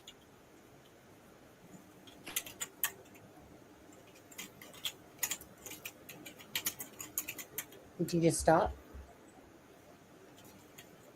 Travis? Travis? Travis? Sounds like he's playing with the leash. Playing with something. Probably playing with his shot glasses between his fingers. That was me. Travis? I was typing. Oh. Not sure what happened there. Maybe his audio went out. What, But I mean, what he was his, raises good points. what was his point there? The last little bit Yeah. was, It was talking about like True Crime Grizzly and lots of people. Well, yeah, bottom line, just the number of people in some of these audiences. And I mean, all I could think was that's exactly why I'm here. And it's absolutely no slight on Sunny, because I think this is the best chat on YouTube, respectfully. But I won't go on those panels. Like I have so no use for it. it's one I of did those one things. call in with Tom one time, but I would never go up on camera. But I Yeah. did the one call in one time. To be completely transparent on that is I'd have to be like this kind of goes into not being in it fully invested. Um, if I was truly invested in something, I'll put my all into it, but I'm not truly invested in where I am with the channel in a sense, like meaning I didn't plan on being in it. And so now it is. And now I realize it's just not my calling. It's just like certain aspects might be for sure, but I have to think about it. But meaning, so I purposely avoided doing some of those cases, like meaning I could have been on it just like any of them, right there at the very start of Idaho, right there at the very start of many of these cases. And I just didn't want to. I simply didn't want to. And why is because I just wasn't feeling it. And so that's why I'm saying, like, am I putting my all into the channel, like social media wise and stuff like that? No, it's because I know in my truest heart that it's not bringing me fulfillment properly that I would like. Like, if I'm going to do a channel, I need, like, I love bringing awareness to missing people. I love that we can impact people. But like, is this platform or this how I'm going with it what I want it to be for me? No, maybe for other people like Grizzly True Crime and other people. Like, this is their forte, their bread butter and stuff, because like, they're really invested in it. I'm not overly invested in it so much, just because it's too weighing on my heart, lots of this stuff, and it brings me down instead of bringing me up. Like, I enjoy being with people like you guys in the chat. Don't get me wrong. I enjoy helping families out by, like, Sebastian Rogers' case and stuff. About bringing awareness or putting together, what has been said, so that people can have a timeline of events of what was said, this, type of thing. But as for the core of sitting there watching juries, and like, if it was Delphi, I'd be there in a New York second, sitting there watching that. I would be live streaming that channel, that freaking thing. But Absolutely. just, yeah, but in my heart of hearts, I just know I need to change the channel, and I just don't know what that is at this moment. So We I used really to need. talk about we used to talk about, how, missed it. We didn't jump on Idaho, whatever, to get the story and stuff. But for me, a missed opportunity for you was actually a gained opportunity for you, because what that would have turned into for you, I think it would have took more of yourself away from you, to the point where I don't think you would have went on this long before you realized you needed a change. You know what I mean? Because I it's knew I stuff. needed I mean, it to change gets, last year. yeah. Yeah, I knew I needed to change last year, like about a year ago. But I just, in my head, I didn't put too much thought into it, because at that point I had enough stuff. Like, meaning I had so much going on with not working and my husband, and and everything like that, and just a lot of stress and stuff like that, and I couldn't focus and stuff like that properly when you got stress going on. But about a year ago, I'd say, I just knew at some point I have to change the direction of the channel, because it's not fulfilling me in the way that I need it to fulfill me. It might fulfill, like I said, other channels. And it's nothing to say about not doing true crime. I just have to find a format that I will enjoy, where I can incorporate, things that are kind of like what I say, kind of fun to do as well. Whether that's putting up a picture, of SKs, and you guys have to guess who they are, in a sense. Just things that are more lighthearted as well, instead of everything so deep. And it feels like a chore. And I don't like doing things that feel like a chore. And it's a lot. And so, in saying that, when I don't do lives, especially for an extended period of time, like if a week goes by, it's because it, it feels like a chore. It, like, I haven't done a video in a long time, because it feels like a chore now. At first, I was enjoying it all. Now, I'd rather do a live. It's just easier to do than sit there and spend hours to create a video that might get 200 views or 300 views. I need to find my proper niche in the space for myself. That's it. You know? So it's one of those things. Love me or leave I me. really enjoyed, like, when we went off on tangents that have nothing to do with the Yeah, case, you know? absolutely. I love those And things I too. mean, your followers, your viewers, your regulars, they enjoyed it too, because you connect with them, and we bring them into the conversation. And that doesn't happen. A lot of the larger channels, you got to pay to have your comment answered, your question Oh, answered. You got to pay with a super chat or something, and that just, yeah. it makes it so informal that, I mean, I don't I'm, really want any part of it. I'll sit in the shadows and read it all day long, sure, but I don't oh want my to God, participate in Ben environment. knows it. Ben knows it. Freaking Christmas all year round.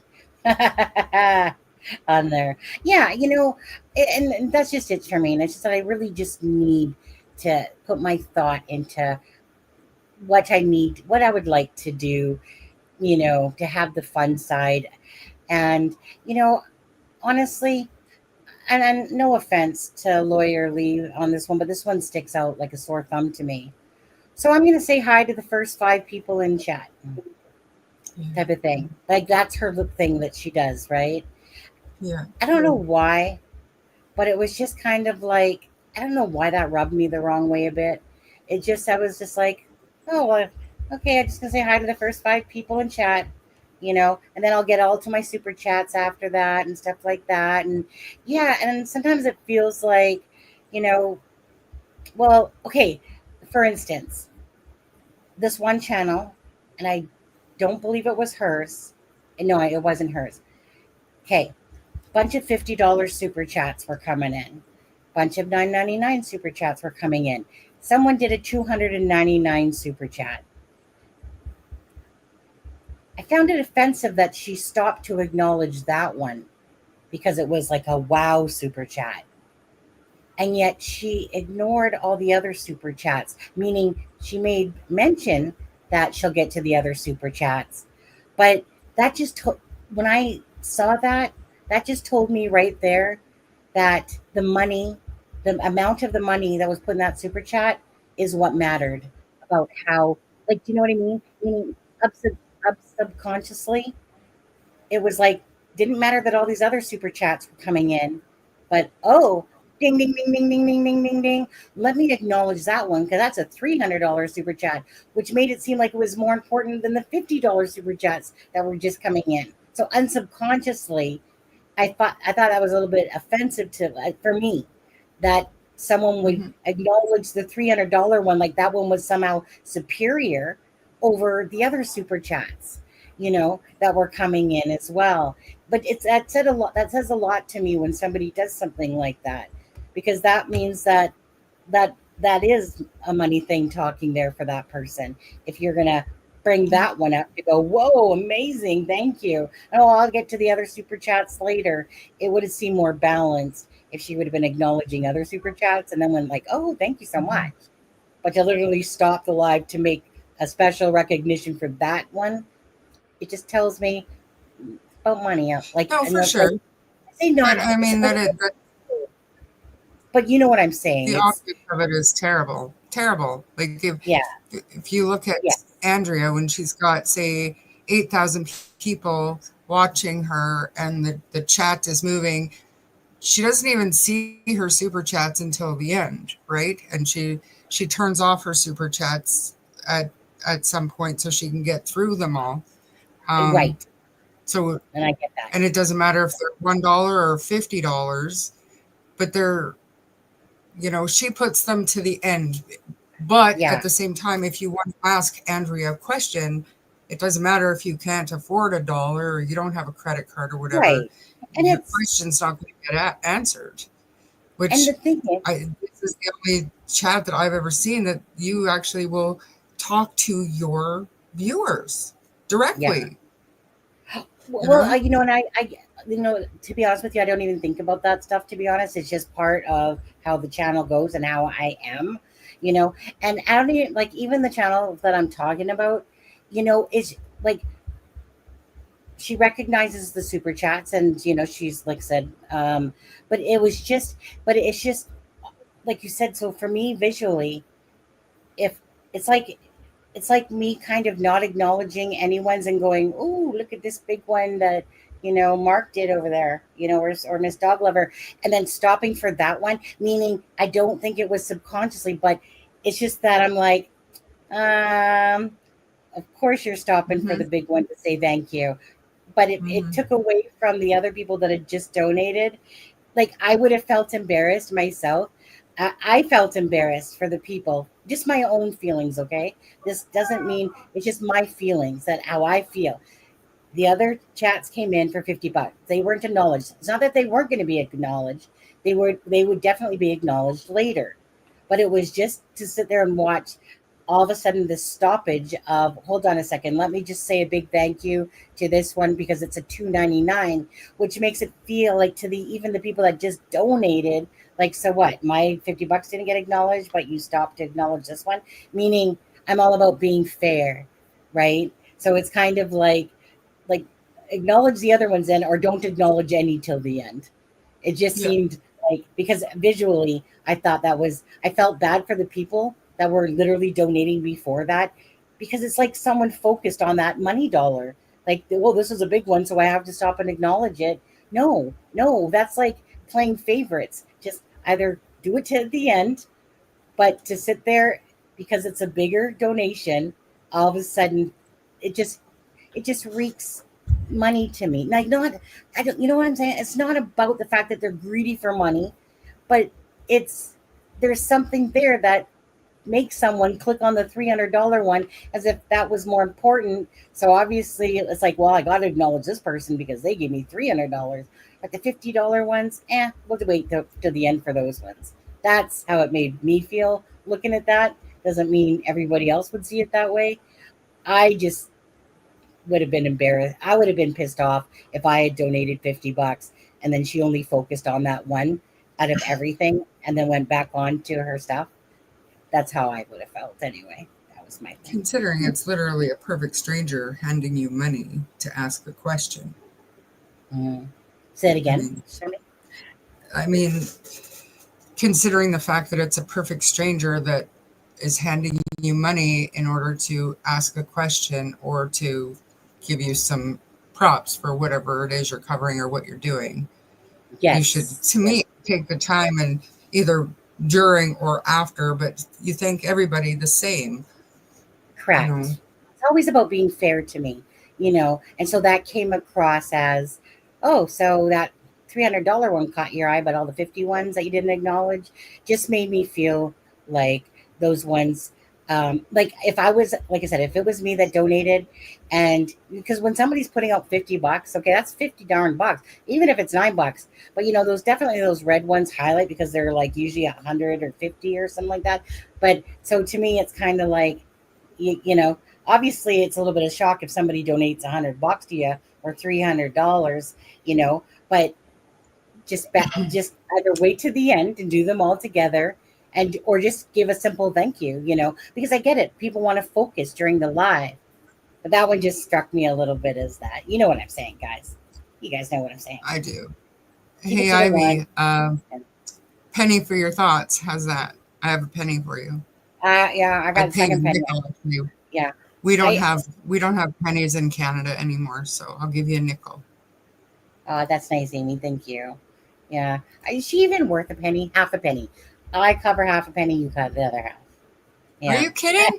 If Ivy had a channel, Sonny, I would donate constantly. I would just be like, super chat, super chat, super chat. I know she needs to, right, what she needs to do right now to get her subs and shit. She needs to start her channel now, while you're in the now. Okay? Don't be an Aspen Connor and wait a week before you publish shit about a trial. Like, meaning like the hearings. You got to do the now, not the later, right? You follow this case, you cover this case. Now is the perfect time to get in there, get some subs growing and stuff like that. So shut up about it and start doing it. Walk the walk, talk the talk. Got it, Ivy? Yeah. Get your channel up. Go, go, go, go. Charmaine will guest on it. I won't, obviously, because I'm just my channel is just too big for such smallness there. But Charmaine will go. Yeah, I can remember Sunny shit just as 7. I'll bring all my TikTok followers. I found out I have almost 5,000 TikTok followers. Yeah. Today. Okay. My friend. Way too much time on this. During Andrea's live, Osberg sent her $3.50 filing fee for writing to get recordings for everyone. She stopped to thank him. She should have. My feeling, you have spent way too much time on this. Wow. First of all, it wasn't Andrea's live. I just think, like I said, for me, it's my thoughts. I'm allowed to have them. My thoughts is that all the super chats matter at the end of the day, whether it's and something like that. Like, he's literally helping her pay to get documents for public access. Like, she definitely should acknowledge that right away. Absolutely. I have zero issues with Andrea or the way she does things, or I don't watch like her. the 5 first people in chat with Lawyer Lee. It was a little bit odd, but all You in know, all, they're here to do a public service, and I think they're doing a phenomenal job at it. yeah. I mean, each to their own. I'm just giving my damn opinion, Travis. It counts too, even because it's on this channel. And that's what I said. I acknowledge super chats as they come in myself. That's how I do it, right? I don't wait to no end. I don't care. When somebody donates money, I want to acknowledge it as it's coming in. But I understand that other people like to focus and do it. So I still think, for me, I'm still going to say that no. When you capture that big one like that and don't recognize the smaller ones that came in, who cares if it's for a filing fee? It's just they're all the same, whether it's 350 or $50. End of story. End of story. That's my 2 cents. Ivy, you can have that. 2 cents. Okay, I need to get going. What? No more Even though, pennies. like, we don't have pennies in Canada, but do you think they round down? No, they round up.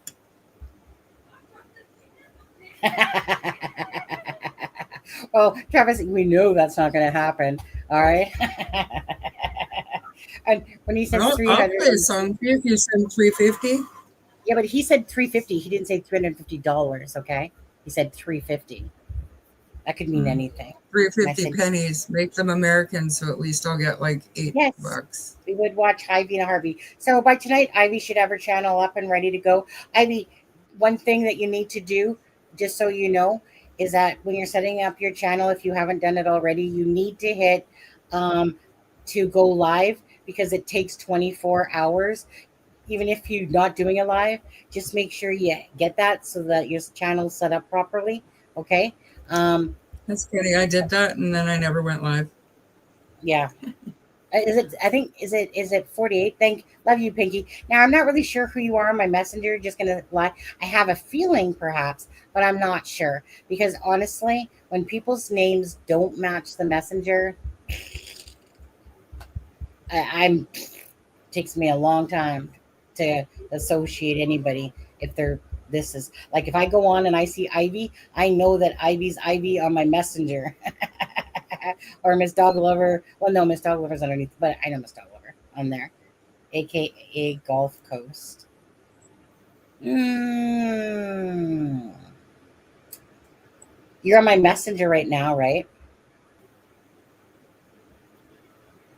Well, send me. I have to get going, but send me a message, and then I'll look at it later. Send me a message on my messenger on there. Um, okay. I love you guys. Thank you guys so much. Thank you, Travis. Look at there's a big gaping hole. Let's bind us together. There we go. Thank you, Charmaine. I need to go help my husband as well because he's got all the tubs out. He's going through this thing that I've been asking him to do for a long time now. So we need to go through all the tubs and just get rid of shit that we just don't need. We've done it, but then we always our storage room is just like right. There's never any space. But anyways, so I work from 10 to 6 tomorrow. Do a live tomorrow night after work there. Let's see how the day goes with regards to the case. Prayers for, of course, Abby and Libby and the families and Travis. Contrary to what you think, I will be when the jury comes back with a verdict.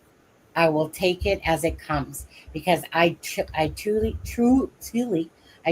believe that everything happens for reasons, and I can't just cherry pick that. Everything to me happens for reasons. So if it's a guilty verdict, not guilty verdict, whatever, will I be upset if it's a not guilty verdict? Like if it's a not guilty, absolutely, because I totally believe Richard Allen, is the bridge guy based on the facts that I've heard and based just everything, right? Like we all have our opinions. It's not like I'm going to go, but I'm just saying, I will absolutely be fine with whatever the verdict comes back as, because I will. I'm pretty sure that the jury is doing their due diligence. They're going to take whatever facts that they have from the prosecution, knowing that it's been a fucking joke in a circus, and that it was easy for the defense to poke holes in. But is it enough to make the jury feel like they just honestly feel like he's innocent or mistrial or whatever? So I will be absolutely satisfied myself because, again, it is what it is. The course of life goes how it goes.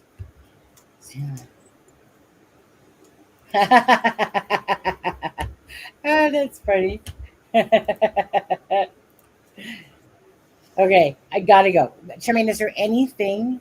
I'm your sonny from another mother. Is there anything last thing you need to say? Thanks, mods. Thanks Just no for matter what donating. happens, my heart goes out to all three families.